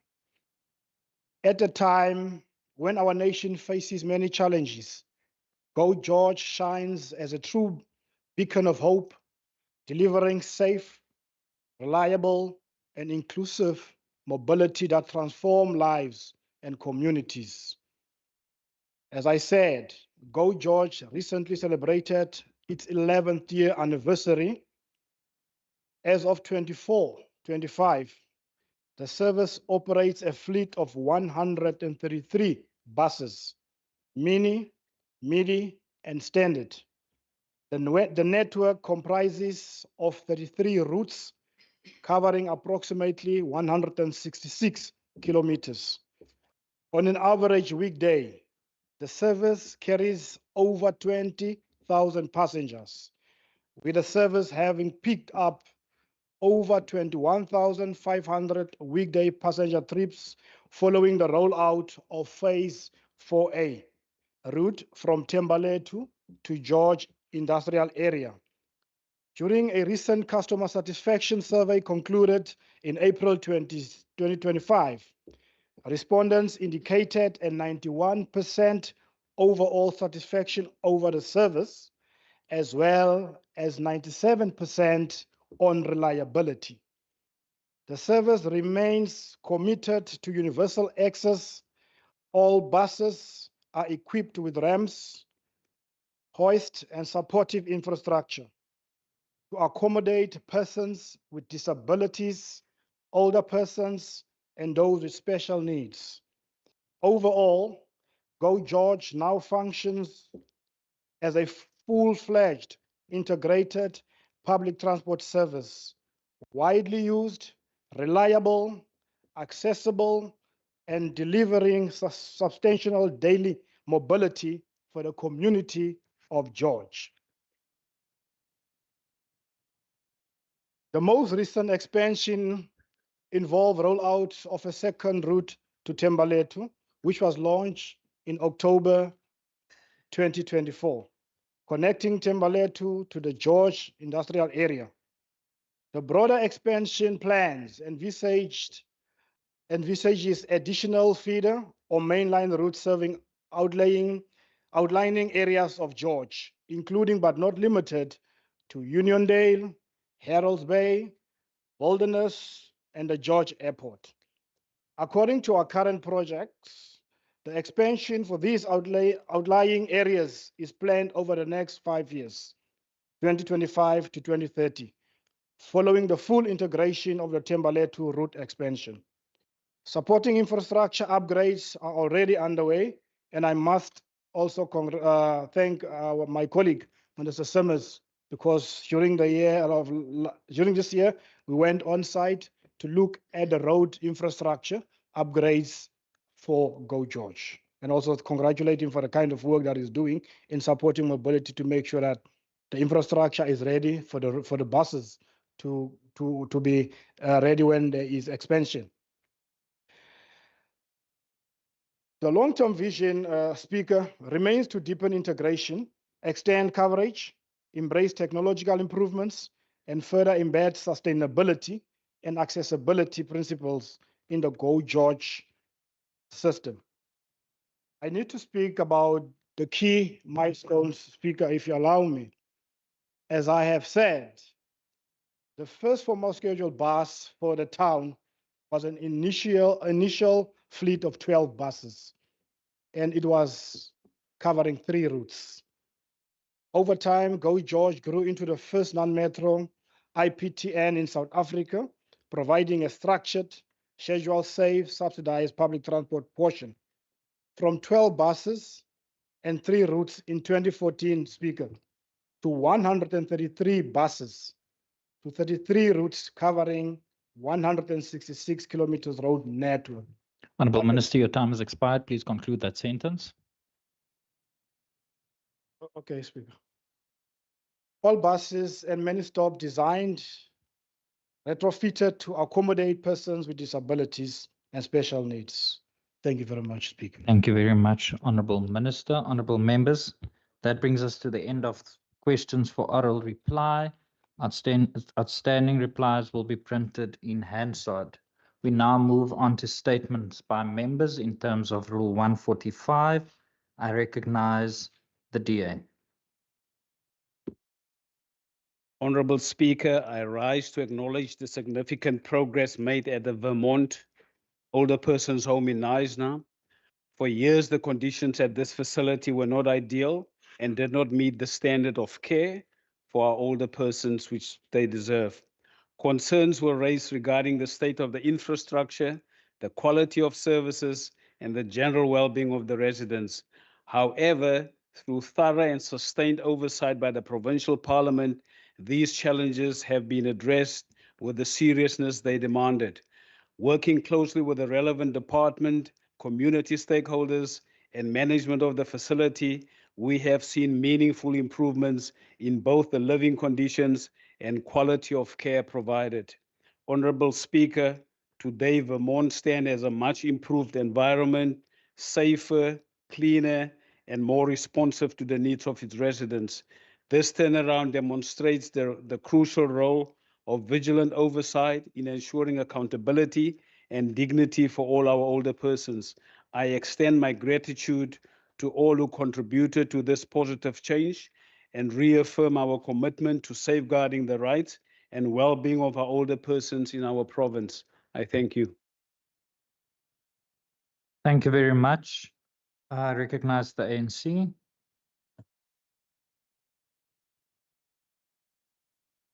Thank you, Speaker. South Africa hosted the G20 summit under the theme Solidarity, Equality and Sustainability. The President Cyril Ramaphosa took the task of hosting the G20 summit at a time that the world is facing a series of crises such as climate change, inequality, poverty, hunger, unemployment, technological changes, and the geopolitical instability. The two-day summit was a culmination of work done over the years since South Africa took the presidency in December 2024. As the African National Congress would like to congratulate the President Cyril Ramaphosa, Minister of DERCO Ronald Lamula, the Premier of Gauteng, Panyaza Lesufi, the Mayor of Johannesburg, Dada Morero, and everyone who played a part in making sure the G20 was a success. The summit was a success despite the attempts to distract this important gathering, notably the decision by USA President Donald Trump to boycott the summit and refuse to send a delegation. The global community stood firm and supported the summit. Leaders from across the regions affirmed their confidence in South Africa, South Africa's leadership by attending and adopting a strong progressive declaration. This demonstrates that multilateral cooperation cannot be derailed by unilateral grandstanding. Under the presidency of Ramaphosa, the summit elevated African and global South priorities, including fair trade, climate justice, reform of global financial institutions, and meaningful pathways to sustainable development. South Africa showcased the ability to coordinate global events, excellence in diplomacy, logistical coordination, and political leadership. Unipolar world is dying, and a multipolar reality beckons of countries having a voice in the affairs of the world as equal partners. We continue to be inspired by the words of Nelson Mandela, speaking in London's Trafalgar Square in 2005, that, open quote, as long as poverty, injustice, and gross inequality persist in our world, none of us can truly rest, close quote. Congratulations to South Africa and President Ramaphosa. Your time has expired. Remember you in the journey to create a better world. Thank you. Thank you very much. I recognize the PA. Baie dankie Speaker. Ek dink ek gaan die geleentheid kry want ons gaan baie besig wees die laaste 2-3 weke. Speaker, terwyl ons die feestyd met groot afwagting tegemoet gaan na 'n lang uitputtende werksjaar, is inderdaad, soos baie sê, 'n tyd vir feesviering. Maar dit is ook 'n tyd waarin ons maklik roekeloos raak en waarin ons maklik of waarin gemeenskappe weer blootgestel word aan 'n reeks uitdagings soos finansiële druk, bedrog en skemas wat mense uitbuit, as ook die onvermydelike verlies van lewens weens drankbestuur en onvanpaslike gedrag. Ons moet waaksaam wees, want die feestyd bring nie net vreugde nie, maar ook gevare waarop ons voorbereid moet wees. Ek wil elke inwoner van die Weskaap aanmoedig om matigheid voor oë te hou. Om te onthou, moet nie drink en bestuur nie. Dit is 'n eenvoudige besluit wat letterlik lewens kan red. Veiligheid moet ons prioriteit wees by die huis, op die paaie, tydens sosiale byeenkomste en wanneer ons aanlyn aktief is. Kriminele elemente is besonder aktief in hierdie tyd. Daarom moet ons ons eiendomme, ons gesinne en ons persoonlike inligting beskerm. Wees bedag op moontlike bedrog, kubermisdaad en enige situasies waarin jy jou veiligheid in gevaar kan stel. Laat ons saamwerk om hierdie feestyd een van vreugde, nie tragedie nie te maak. Laat ons mekaar dra deur verantwoordelike optrede, goeie besluitneming en die wete dat elkeen van ons 'n rol speel in die veiligheid van ons eie gemeenskappe. Dankie, Speaker. Baie dankie aan die agbare lid. I recognize the DA. Honourable Speaker, I rise today to address a crisis that quietly erodes the foundation of our education system, particularly in our most vulnerable communities, the critical lack of parent involvement in school decision-making. Without strong parent participation, our principals and school governing bodies are effectively hamstrung, unable to pass budgets, unable to make essential decisions, and unable to unlock opportunities for our learners. This problem is most severe in our no-fee schools. During our Cluster A oversight visit in the Garden Route district, the principal of New Dawn Park Primary in Pakkelsdorp highlighted this challenge with urgency, noting a significant lack of parent involvement, particularly in communities where many parents rely on social grants. New Dawn Primary serves nearly 1,000 learners in an environment plagued by gangsterism, substance abuse, and high unemployment. And listed alongside these immense social pressures was one more deliberating challenge, and that is the lack of parent involvement. This is not an isolated case. When a school governing body is trying to fundraise for a sports field or replace a roof, they need parents to stand with them. When a school identifies unoccupied land as a safety risk and envisions transforming it into a sports facility for youth development, they need parents as partners to drive that vision forward. The dedicated staff at schools like New Dawn Park are performing miracles under impossible conditions, but they cannot do it alone. When parental engagement is low, the burden on educators becomes unsustainable, and far too many learners are denied the full promise of their potential. Speaker, we must find innovative, practical ways to empower, equip, and welcome parents into the educational journey of their children. For the sake of every child in the Western Cape, we must bridge this gap. Thank you. Thank you very much. I recognize the EFF. Thank you, Speaker. Speaker, the economic freedom fighters would like to take this opportunity to condemn the ongoing attacks directed at Western Cape schools and its staff by criminals. This follows yet another incident that took place last week, Friday, this time in at Kayamandi Primary School, where a school deputy principal was shot and killed inside the school premises. What is even more disturbing about this incident, Speaker, is that the attack was not only directed inside the school premises, but also in front of minor school children who were busy making their way home at the time. This incident did not only leave shock and grief amongst the family members of the deceased, but will also leave long-lasting shock amongst those minors who witnessed the incident. The situation was so bad, Speaker, that the son of the deceased had to come and scrub the blood of his father after his lifeless body had been removed. Whilst this latest incident was sent shockwaves amongst the residents of Kayamandi and the Western Cape school fraternity alike, it also calls upon us to revisit the topic relating to the safety of our learners and teachers in Western Cape schools. This topic has been subject for discussion for a very long time. However, despite such efforts, little to nothing has been done so far as taking action is concerned. Our teachers and learners are left to fend for themselves, and when gangs infiltrate schools, it is these teachers and staff who must do something to block them. And in recent times, we have left them to do this task on their own without any assistance from SAPS, the Provincial Department of Education, among other departments. The Economic Freedom Fighters calls upon the Western Cape Education Department to ensure safety of all educators and learners, more so in those schools that are under attack, especially in drug and gang-infested communities like the Cape Flats. Thank you, Speaker. Thank you very much, Honourable Member. I recognize the NCC. Thank you, Speaker. Plaaswerkers het ons as Weskaapse regering se hulp dringend nodig. Vandag wil ek van hierdie geleentheid gebruik maak om 'n oproep op die Weskaapse minister van Landbou te maak om dringend in te gryp en ons mense op die plaas van hulp te wees. Ek praat vandag oor onbekostigbare elektrisiteit wat plaaswerkers moet betaal. By die vorige sitting was ek beskuldig dat ek goed sê sonder enige bewys. Ek kom vandag met 'n voorbeeld as 'n bewys van waar onder ons plaaswerkers gebuk gaan. In Grabouw is 'n plaas De Valley en die eienaar is Michael de Tooy. Die naam van die plaaswerker is Denise Christians. Denise betaal 114 verskoon my, R1014 vir 200 eenhede. Haar maandelikse uitgawe vir elektrisiteit is R2028. Agbare minister van Landbou, hierdie is 'n bevestiging van die ernstigheid rondom die probleme wat ons plaaswerkers ondervind. Kan u asseblief ingryp? Vandag wys die NCC slegs een van die vele probleme van ons plaaswerkers uit aan hierdie huis. Ons eis dringende optrede van die Weskaapse regering. Dankie.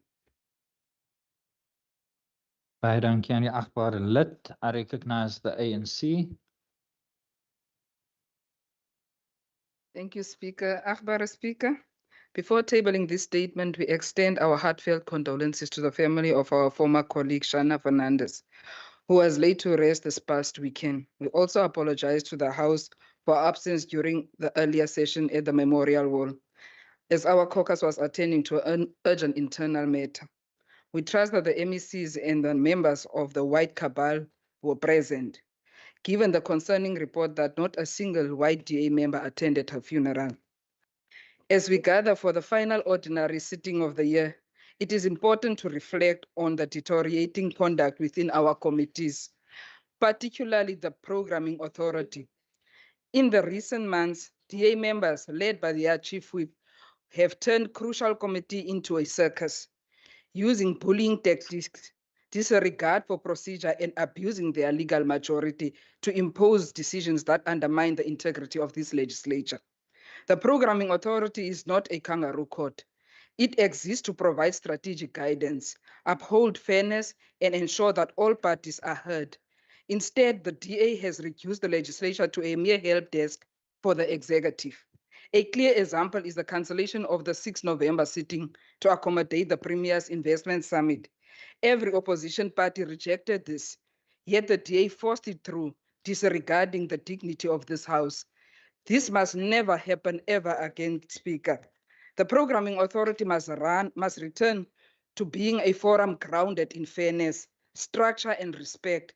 When the legislature becomes subservient to the executive, our democracy suffers. Thank you, Speaker. Thank you very much to the honourable member. I recognize the DA.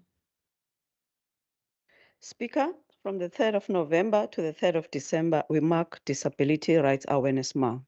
In the Western Cape, we are making significant strides to strengthen universal access and inclusion, particularly in mobility.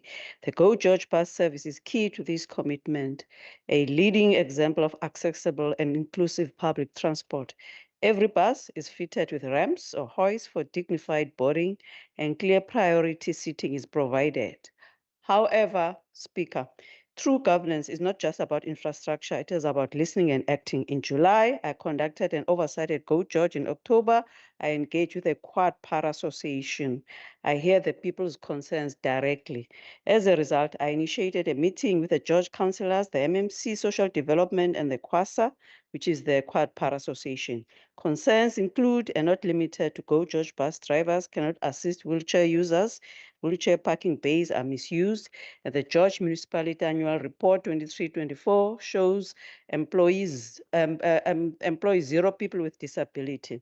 Speaker, these are the real concerns of disabled people in George. This engagement is the start. More of these conversations must happen across our province. This is the time for all spheres of government to review and prioritize universal access.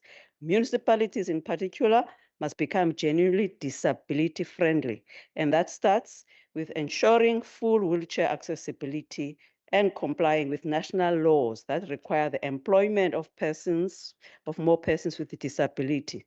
This obligation applies not only to government departments and municipality, but also apply to this very parliament, Speaker.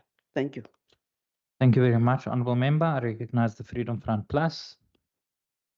Thank you, Speaker. Speaker, the Freedom Front Plus calls on the Western Cape Education Department to address the unplaced learners who are still awaiting confirmation that they have been successfully accommodated into a school as we approach the end of this school year, even after lodging an appeal process in terms of the administrative process. Parents are anxious and children are concerned that they will not be placed into a classroom by the end of this year. Lack of responses by the district offices needs to be looked at, adding further stress to parents and children. The Freedom Front Plus wants to take this opportunity to wish the learners all the best for this year and that they will be successful, and especially the matriculants who have recently completed their final academic year of secondary schooling. My message to them is that the world is their oyster and that they should live responsibly during the festive season lying ahead. And as the year draws to a close, to contemplate on their future and become the best version of themselves and make this government proud. Speaker, I also want to call on the Western Cape government to ensure that psychosocial support to struggling teenagers and scholars who are under tremendous emotional pressure during this year and for this time to wait upon the final exam mark to be announced on the 13th of January 2026. And I want to end with a famous quote that always says, "You only fail when you stop trying to succeed." Thank you, Speaker.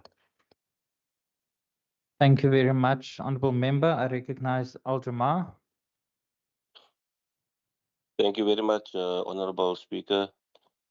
Speaker, first of all, I want to say thank you very much to all the workers at the Western Cape that ensures that the cleanliness of the premises of the Western Cape throughout the year was in amicable condition, and they do a lot of great and hard work behind the scenes. They don't always get the credit for it, but I want to take this opportunity in thanking them, all the workers across the board behind the scenes that does tremendous work at the WCPP precinct. And especially I want to mention about the member support members, Ms. Petronella Arendse, Ms. Juliet Adams, Mr. Luabu Baliti, that also does tremendous work in supporting us as members. They are always available when we call upon them. Whenever we have challenges, they are always ready to pick up the phone to assist us. A very big thank you very much to the member support. Thank you very much, Speaker. Thank you very much, Honourable Member. I recognize the ACDP.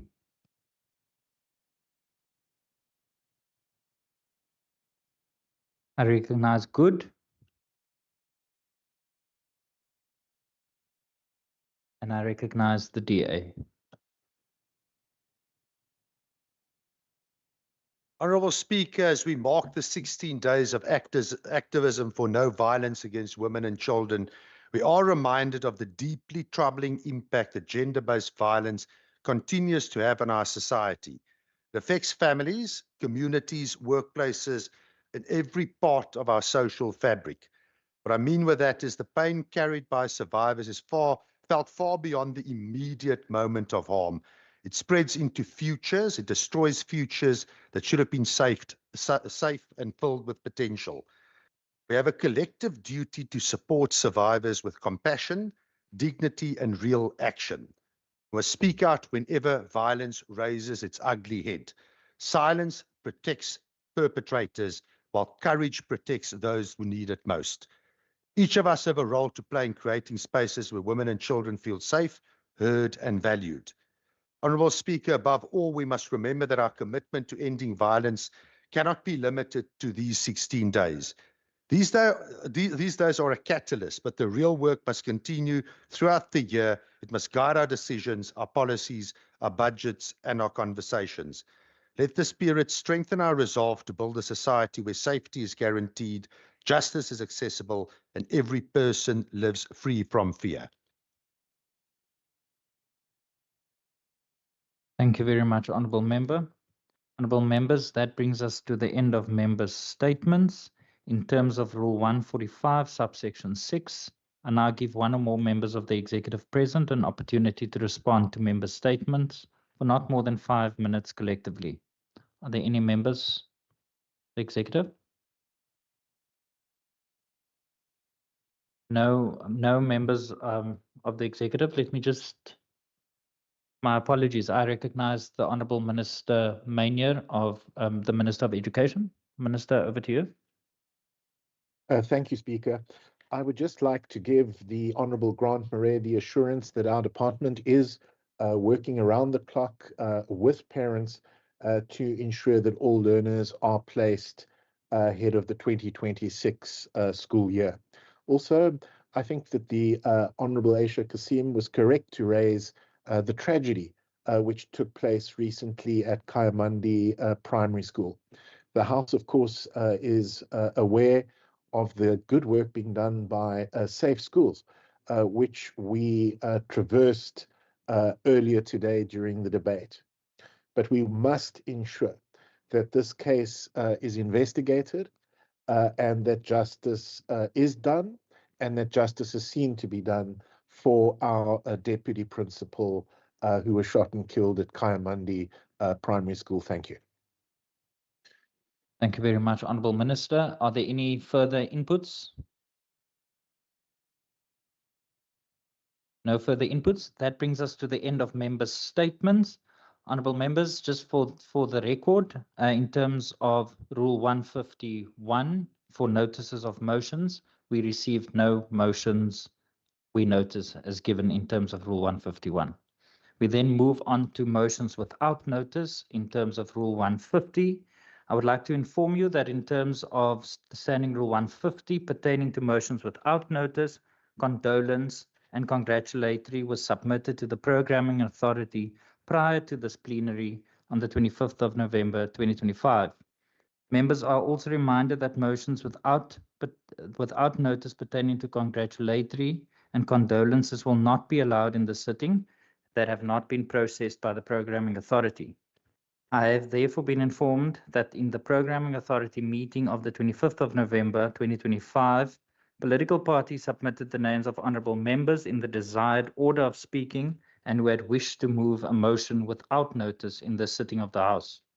I will therefore, just for noting and for the purposes of the minutes, call out the honourable members whose names have accordingly been submitted and approved. The following members' motions have been approved by the Programming Authority as follows.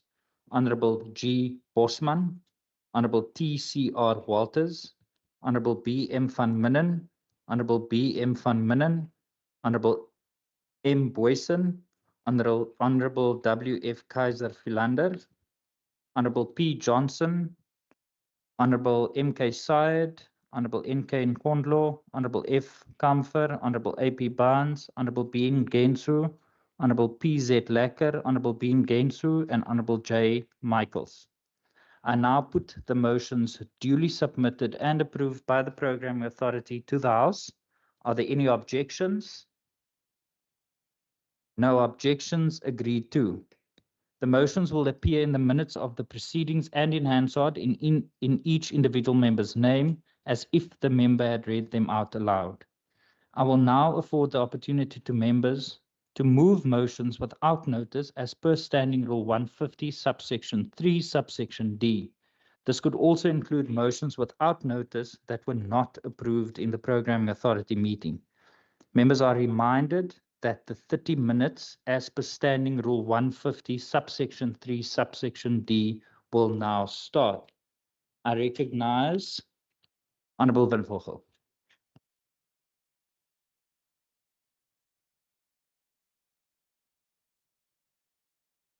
On behalf of the ANC, I move without notice that the House notes with deep alarm the recent reports of disturbing rise in child rapes in the Western Cape, including the horrific cases of a 1-year and 9-month-old child and a 7-year-old learner who were allegedly raped. The House further notes that these incidents highlighted severe failures in child protection systems, including inadequate safety measures in schools, weak community safeguarding structures, and insufficient preventative and support mechanism. The House recognized that these crimes represent a profound violation of children's rights and dignity, and that urgent, coordinated government actions is required to protect vulnerable children across the province. The House therefore calls on the Western Cape government to urgently convene an interdepartmental task team comprising the Department of Education, Social Development, Community Safety, and SEPS to develop a comprehensive and time-bound response plan to address the rising incidence of sexual violence against children.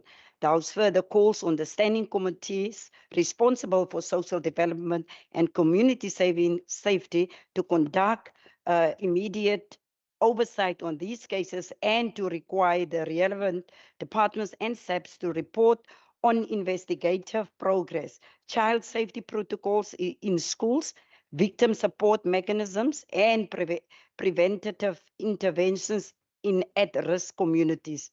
The House urges the provincial government to strengthen safeguarding measures in schools, ensure that all cases are swiftly and thoroughly investigated, allocate additional resources for trauma counseling and child protection services, and engage parents, school governing bodies, community structures, and civil society organizations in prevention efforts. I so move. Thank you very much, Honourable Member. Members, are there any objections to the motion being moved without notice?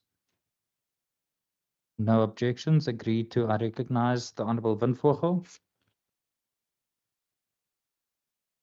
I move on behalf of without notice on behalf of the ANC that the House notes with serious concerns the escalating measles outbreaks response reported across the Western Cape, particularly in the communities such as Khayelitsha, Mfuleni, Easter River, Somerset West, Mitchells Plain, Kraaifontein, and Westbank, where children are most at risk.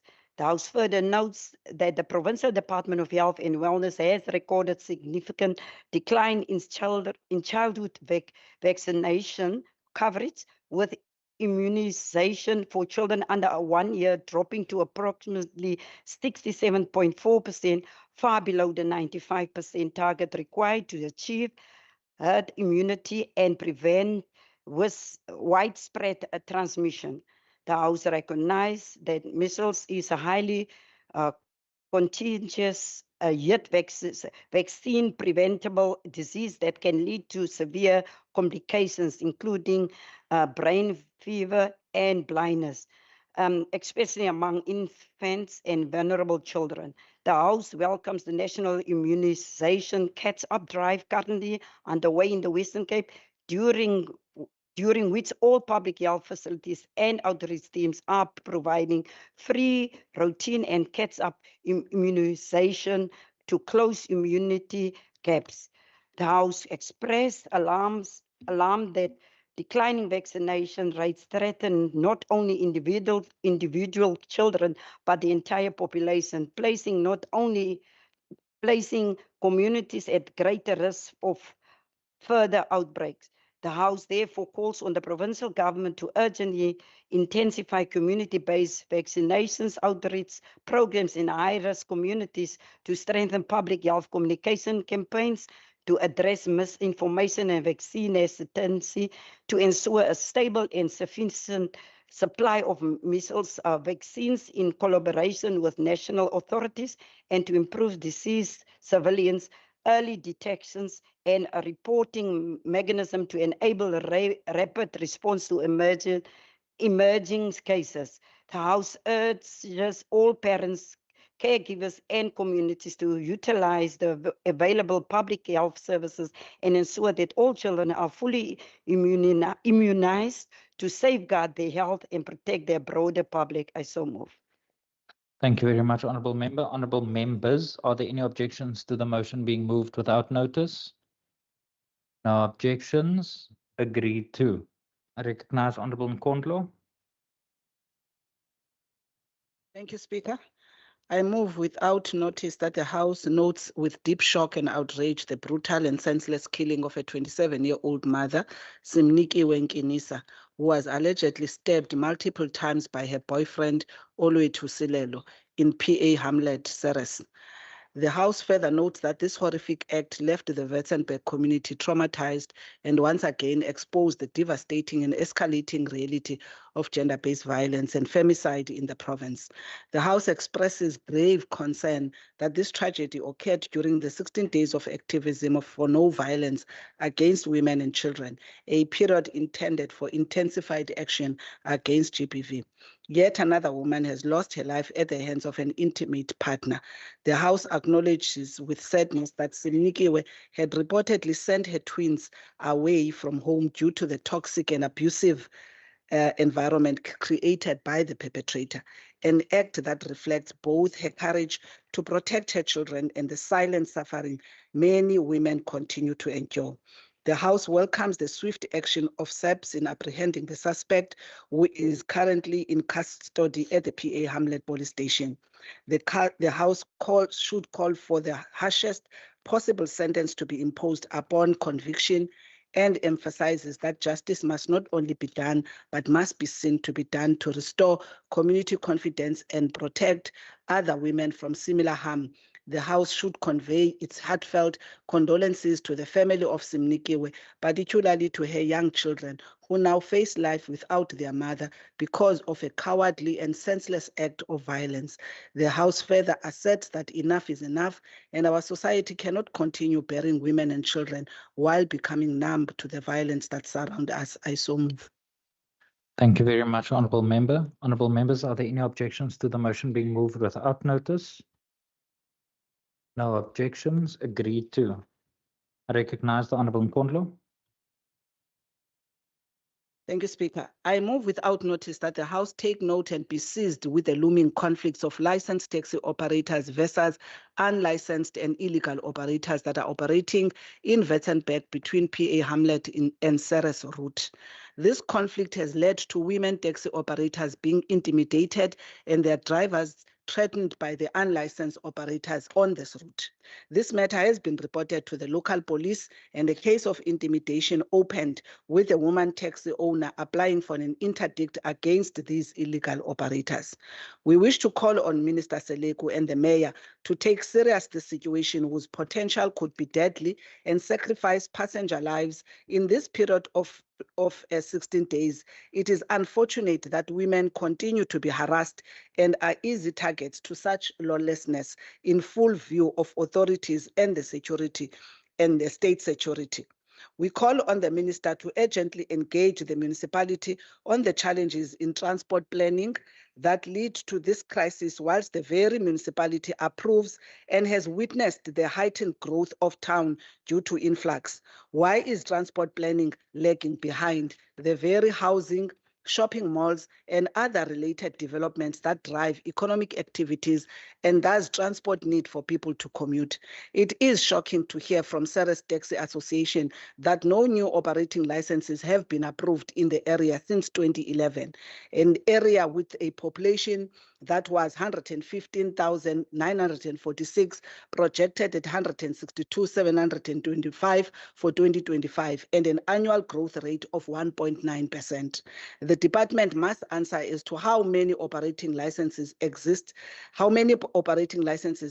currently for such a population, and provisions made for new and renewals to cater for that almost 2% growth in the town. Licensing must not be withheld and misused to drive conflicts that are deadly for citizens and feed the narrative of a violent taxi industry. The municipality and the department must view and treat the industry as important stakeholders in the planning, the licensing, and accord the respect and recognition given to big business. We thank Member Benson Ngensu, including the HOD of Mobility, for allowing the Chief Director of Transport Operations and an official from Transport Law Enforcement to join the stakeholder meeting that set on this issue, further calling on SEPS and law enforcement to act decisively to restore safety in the town. I so move. Thank you very much, Honorable Nkondlo. Honorable members, are there any objections to the motion being moved without notice? No objections. Agreed to. I recognize Honorable Nkondlo.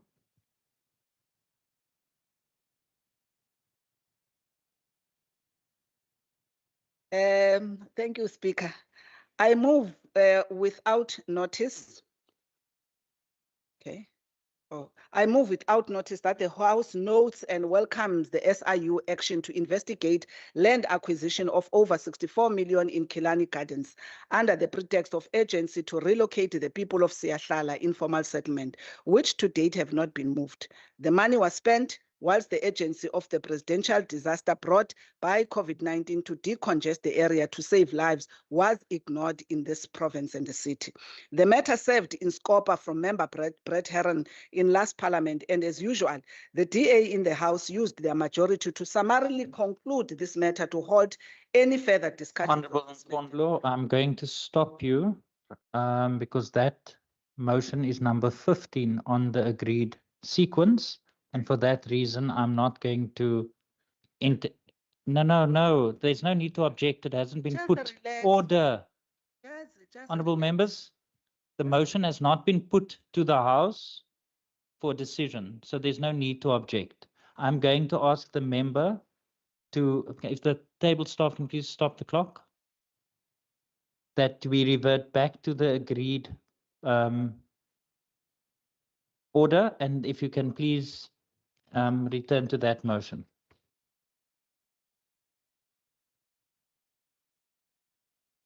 Thank you, Speaker. I move without notice that the provincial government must look at the situation of cost of living in the city of Cape Town that has a negative effect on affordability for citizens and a driver of inequality. The lack of affordable housing and increasing cost of basic services is indirectly displacing the low and middle income earners out of the city center and towards the periphery. Property prices and rentals have escalated dramatically, far outpacing local wages. Half of Cape Townian households earn less than 20.7 thousand per month and can afford a maximum rental of around 6.9 thousand, whilst the average one-bedroom apartment in well-located areas cost about 12,000 to 18,000 rands per month.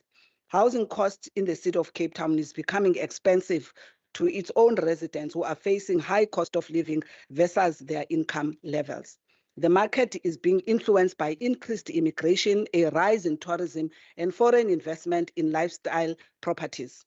Rising property prices and proliferation of short-term rentals like Airbnb exclude low-income families from integration in affluent, well-located areas, leading to further social and economic segregation.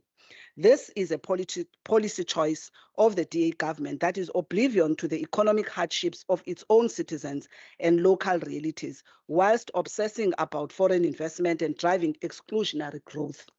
Prices surges, especially for utilities like electricity prices that are increasing by almost 68% and water by 50% between 2020 and 2025. And food had significantly reduced the purchasing power of low-income families, forcing them to compromise on basic nutritious food.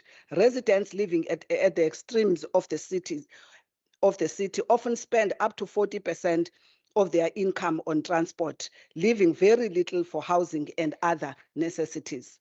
Household poverty has become extreme, with Kailicha and Guguletu rated high, with most families experiencing extreme hunger. This is a horrible indictment on the government that claims a well-run city and a province, whilst its decisions are sending children and families to bed on empty stomachs. We await how the very DA has condemned the city of Tshwane on the very issues, including the cleaning levy, as DA Councillor Brink had a press conference on this matter, whilst his party here in the city imposed the very levy even against the public rejection of this decision during public hearings. The doublespeak of the DA that aims to fool and hoodwink citizens with headlines in their drive for votes. This move is nothing other than apartheid 2.0 we have been raising in the DA misgovernance of the province. I so move. Okay, can I please put the question to the House and then you may follow the process? Order. Order.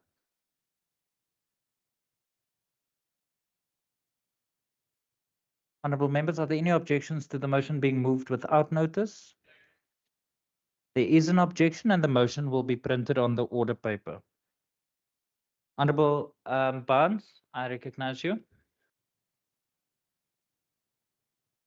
Thank you, Speaker. Speaker, I move without notice that the House knows that 1st December marks World AIDS Day, a global day of solidarity dedicated to raising awareness about HIV and AIDS, honoring those that have lost their lives and recommitting to the fight against stigma, discrimination, and inequality.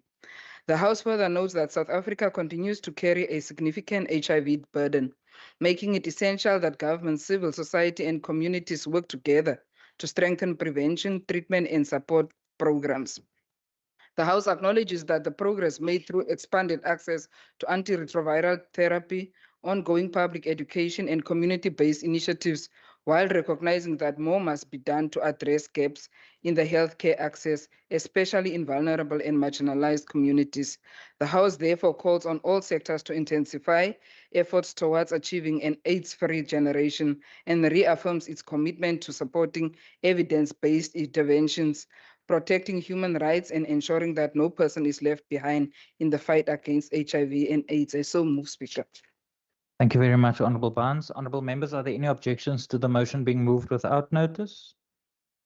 No objections. Agreed to. Honourable Barnes.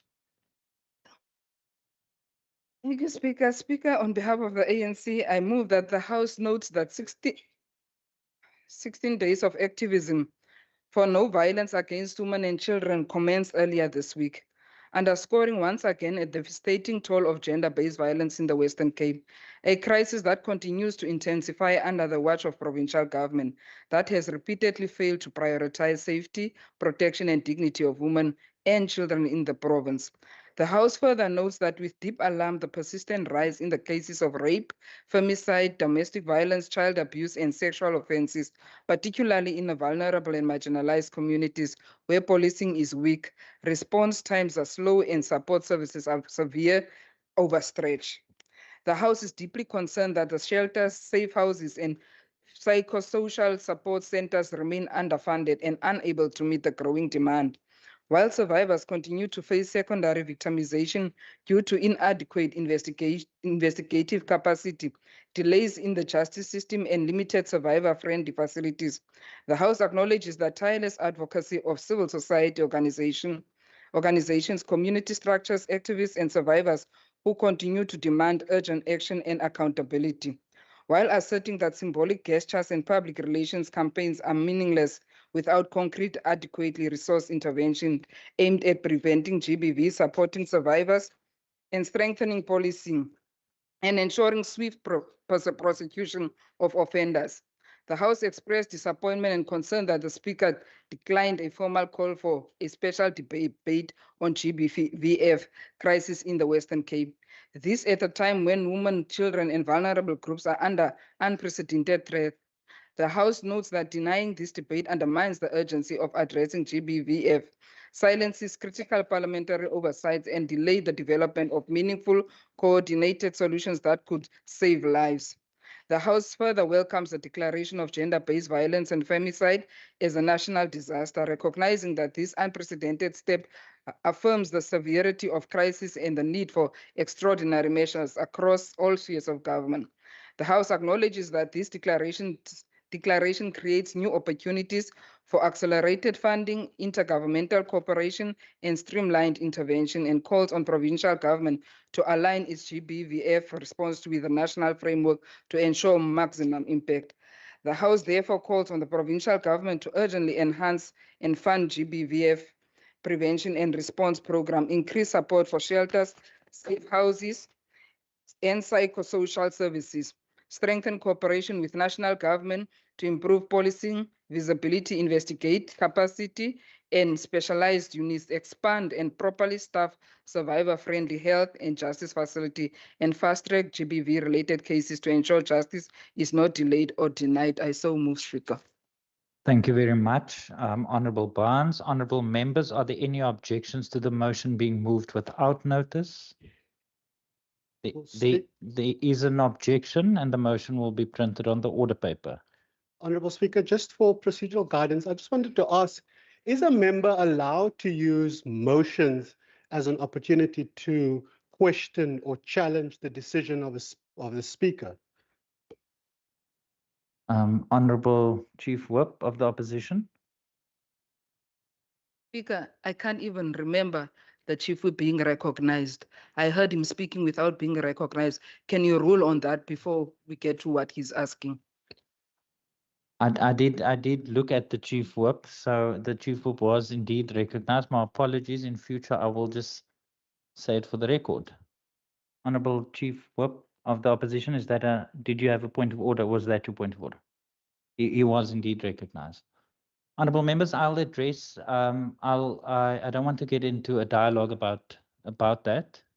The motion I've put to the House. There has been a decision of the House, but I will address the matter at the end of motions because I think it's important for the House to note the context of that motion and for the citizens that is watching after that motion has been delivered in the House. So I'll address the matter factually at the end of motions. But in that vein, we will continue with motions. Well, Speaker, just for clarity, in terms of Rule 61, the motion that was just read into the record, I know you said you're going to address us afterwards, but I think it's important that you rule now in terms of Rule 61, in terms of the admissibility of even reading that motion out loud. I think it undermines the authority of the Speaker of the House. Honourable members, so the rules makes provision. I've made a ruling, I've put it to the House. Order. I've put the question to the House. The rules also empowers the Speaker to amend a motion, and I will take legal and procedural guidance before the final Hansard is published. But I will address the facts after motions. With that being said, I recognize the Honourable Barnes.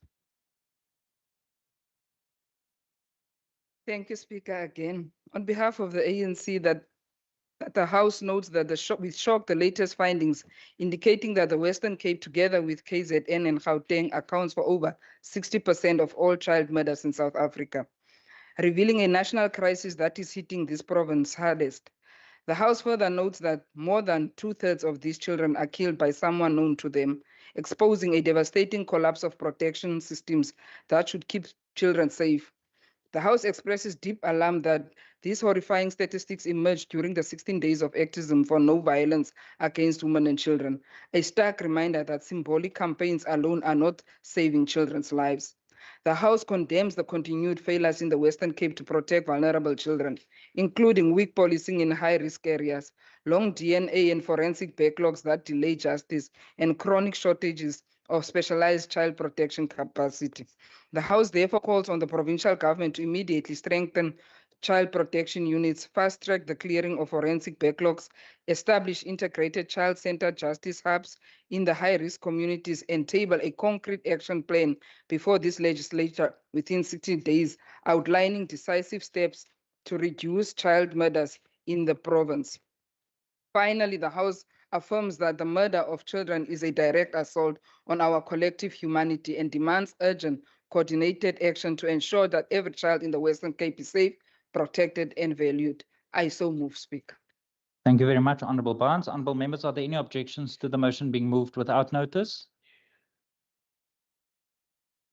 There is an objection and the motion will be printed on the order paper. I recognize the Honourable Lecker. My apologies, it's Honourable Barnes and then Honourable Lecker. My apologies, Honourable Barnes. Today, thank you, Speaker. Speaker, I move without notice that the House notes with outrage that the gender-based violence survivors in Beaufort West in the Western Cape Central Karoo are forced to travel up to 200 kilometers to reach the nearest state shelter because of DA-led provincial government has failed to establish any government-funded safe house in the district. The House further notes that in the absence of official facilities, a local survivor, Miranda Lotring, has had to convert her own home into a makeshift safe house, using her personal resources and risking her safety to protect women escaping abuse. The House condemns the continued neglect by the provincial government, which, despite an official budget for 26 shelters, leaves rural communities severely undeserved and vulnerable women and children exposed to life-threatening danger. The House recognizes that the extreme travel distance itself places survivors at a grave risk, delaying access to urgent protection, support, and justice, and further notes that the reliance on informal community-led shelters reflects systematic failures and political negligence.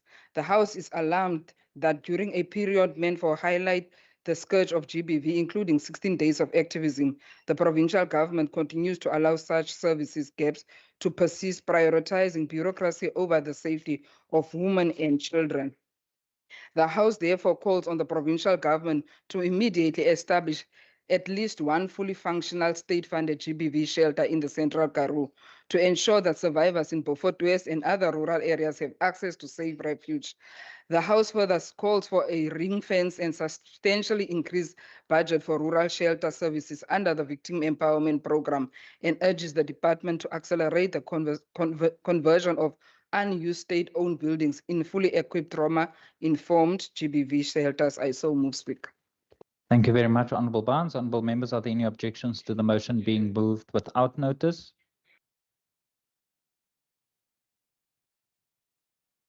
There is an objection and the motion will be printed.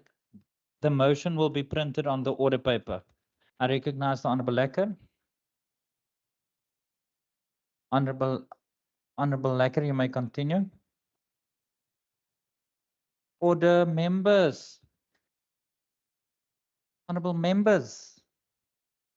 There's a member on the floor. Honourable Lecker, you may continue. Thank you, Speaker.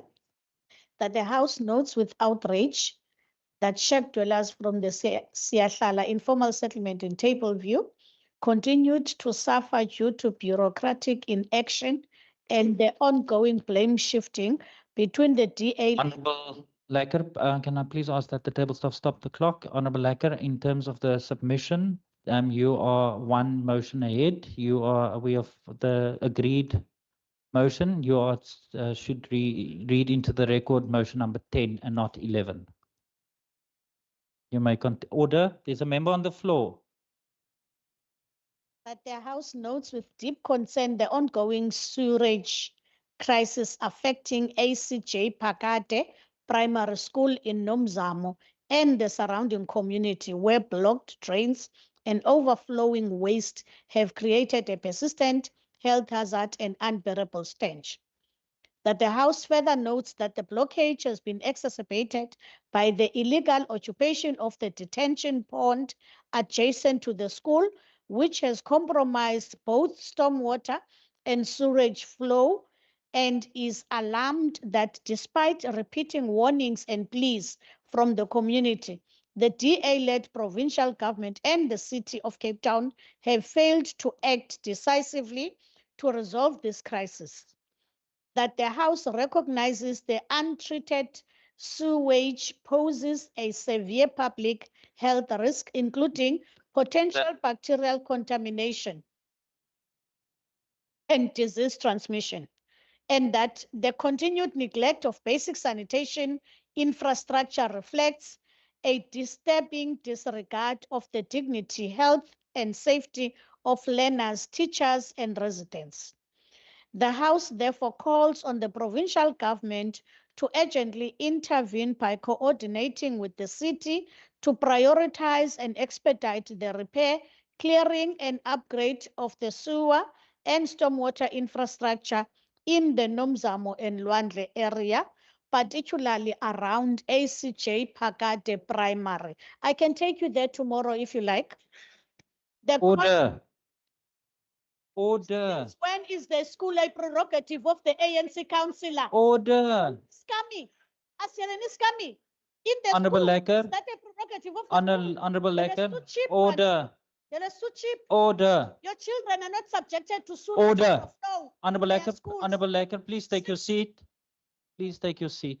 Your children are Please not subjected in their schools to sewage overflow. Honorable Lecker, please take your seat. Order. Honorable Lecker, please take your seat. Order. Order.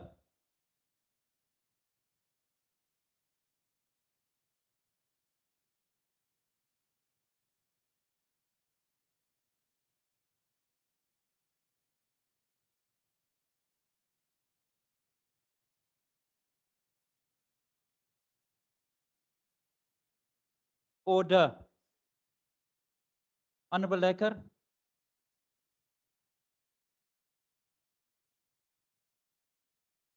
On order, members. Honorable members, there was a member on the floor in the middle of a motion.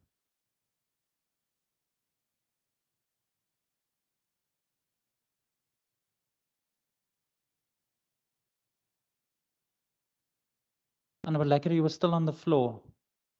You may continue. And can I please ask that you speak to me and not to the members across the floor?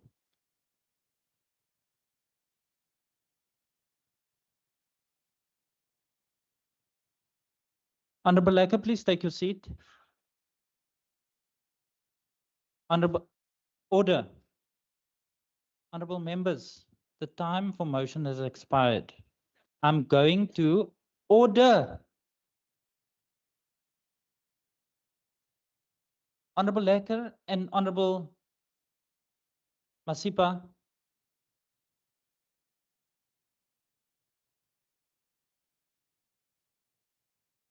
I'm going to allow the member to deliver the motion, and then I will put it to the House.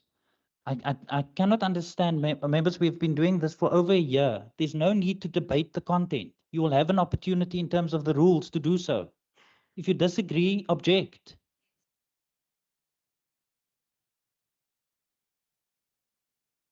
Honorable Lecker, you may continue.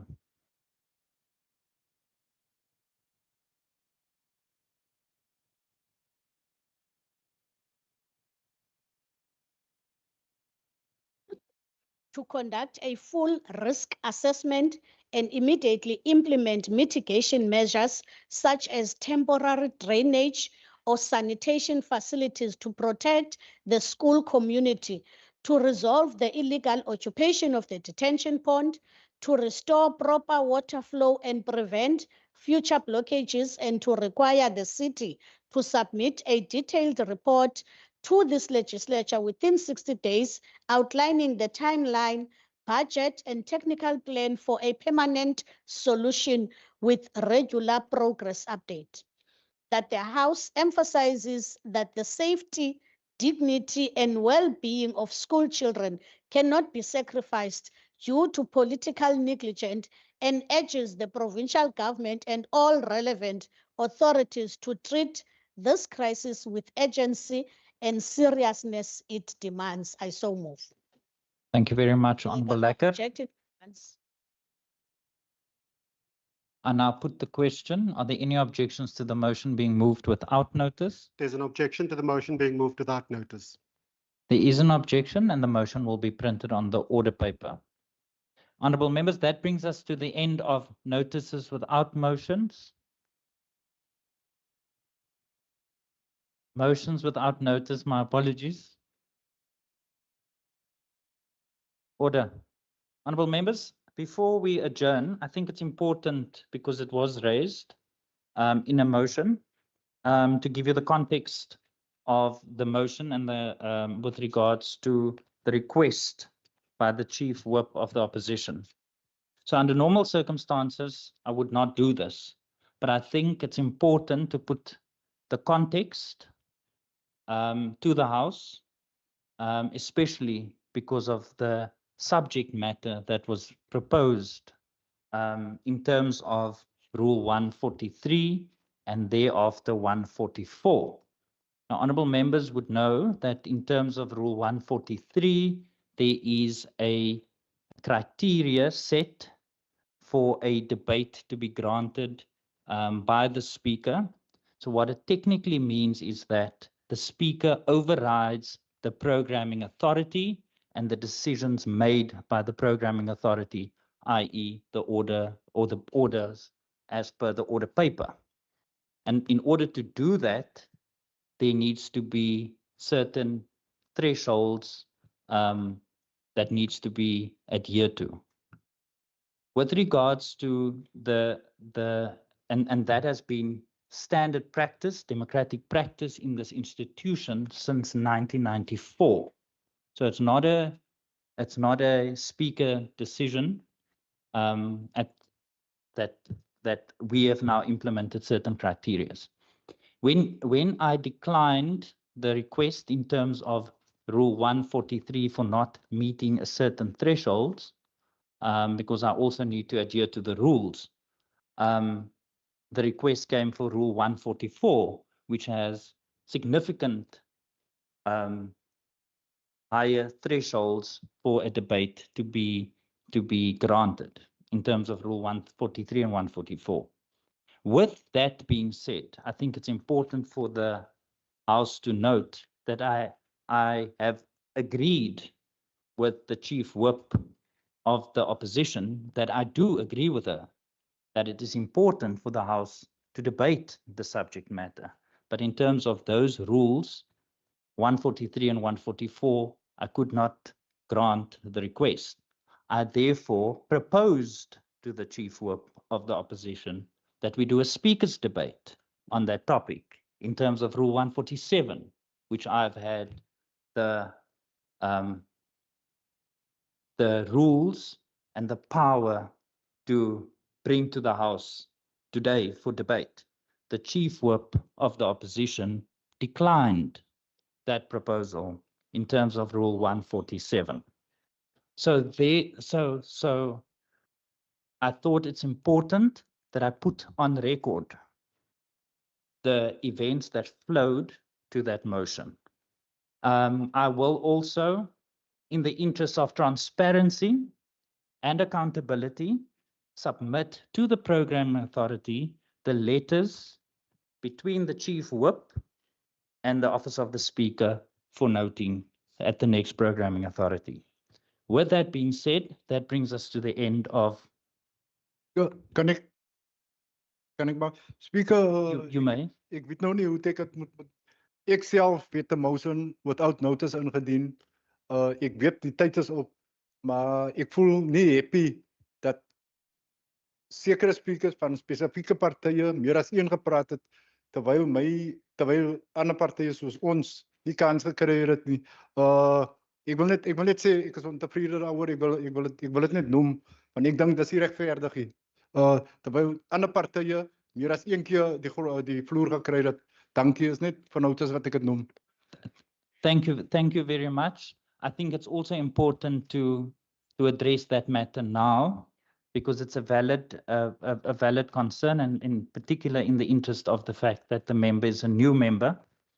So, honourable member, the notice without motions without notice is agreed upon by the programming authority, and the sequence is also agreed by the programming authority. I have previously ruled on the content of motions and the structure of motions, because I agree with you. The rules provide for 30 minutes for motions, and the structure and the content is important for us to provide opportunities across the House to do motions. I'm once again going to ask the administration to liaise with members so that we can get motions without notice correctly and the structure and the content, so that we do not duplicate member statements in motions without notice. But your point is well taken, and we will ensure that the administration also liaises with you from the table staffs, just so that you understand the process in terms of the rules. With that being said, honourable members, that brings us to the end of the sitting, and the House is adjourned.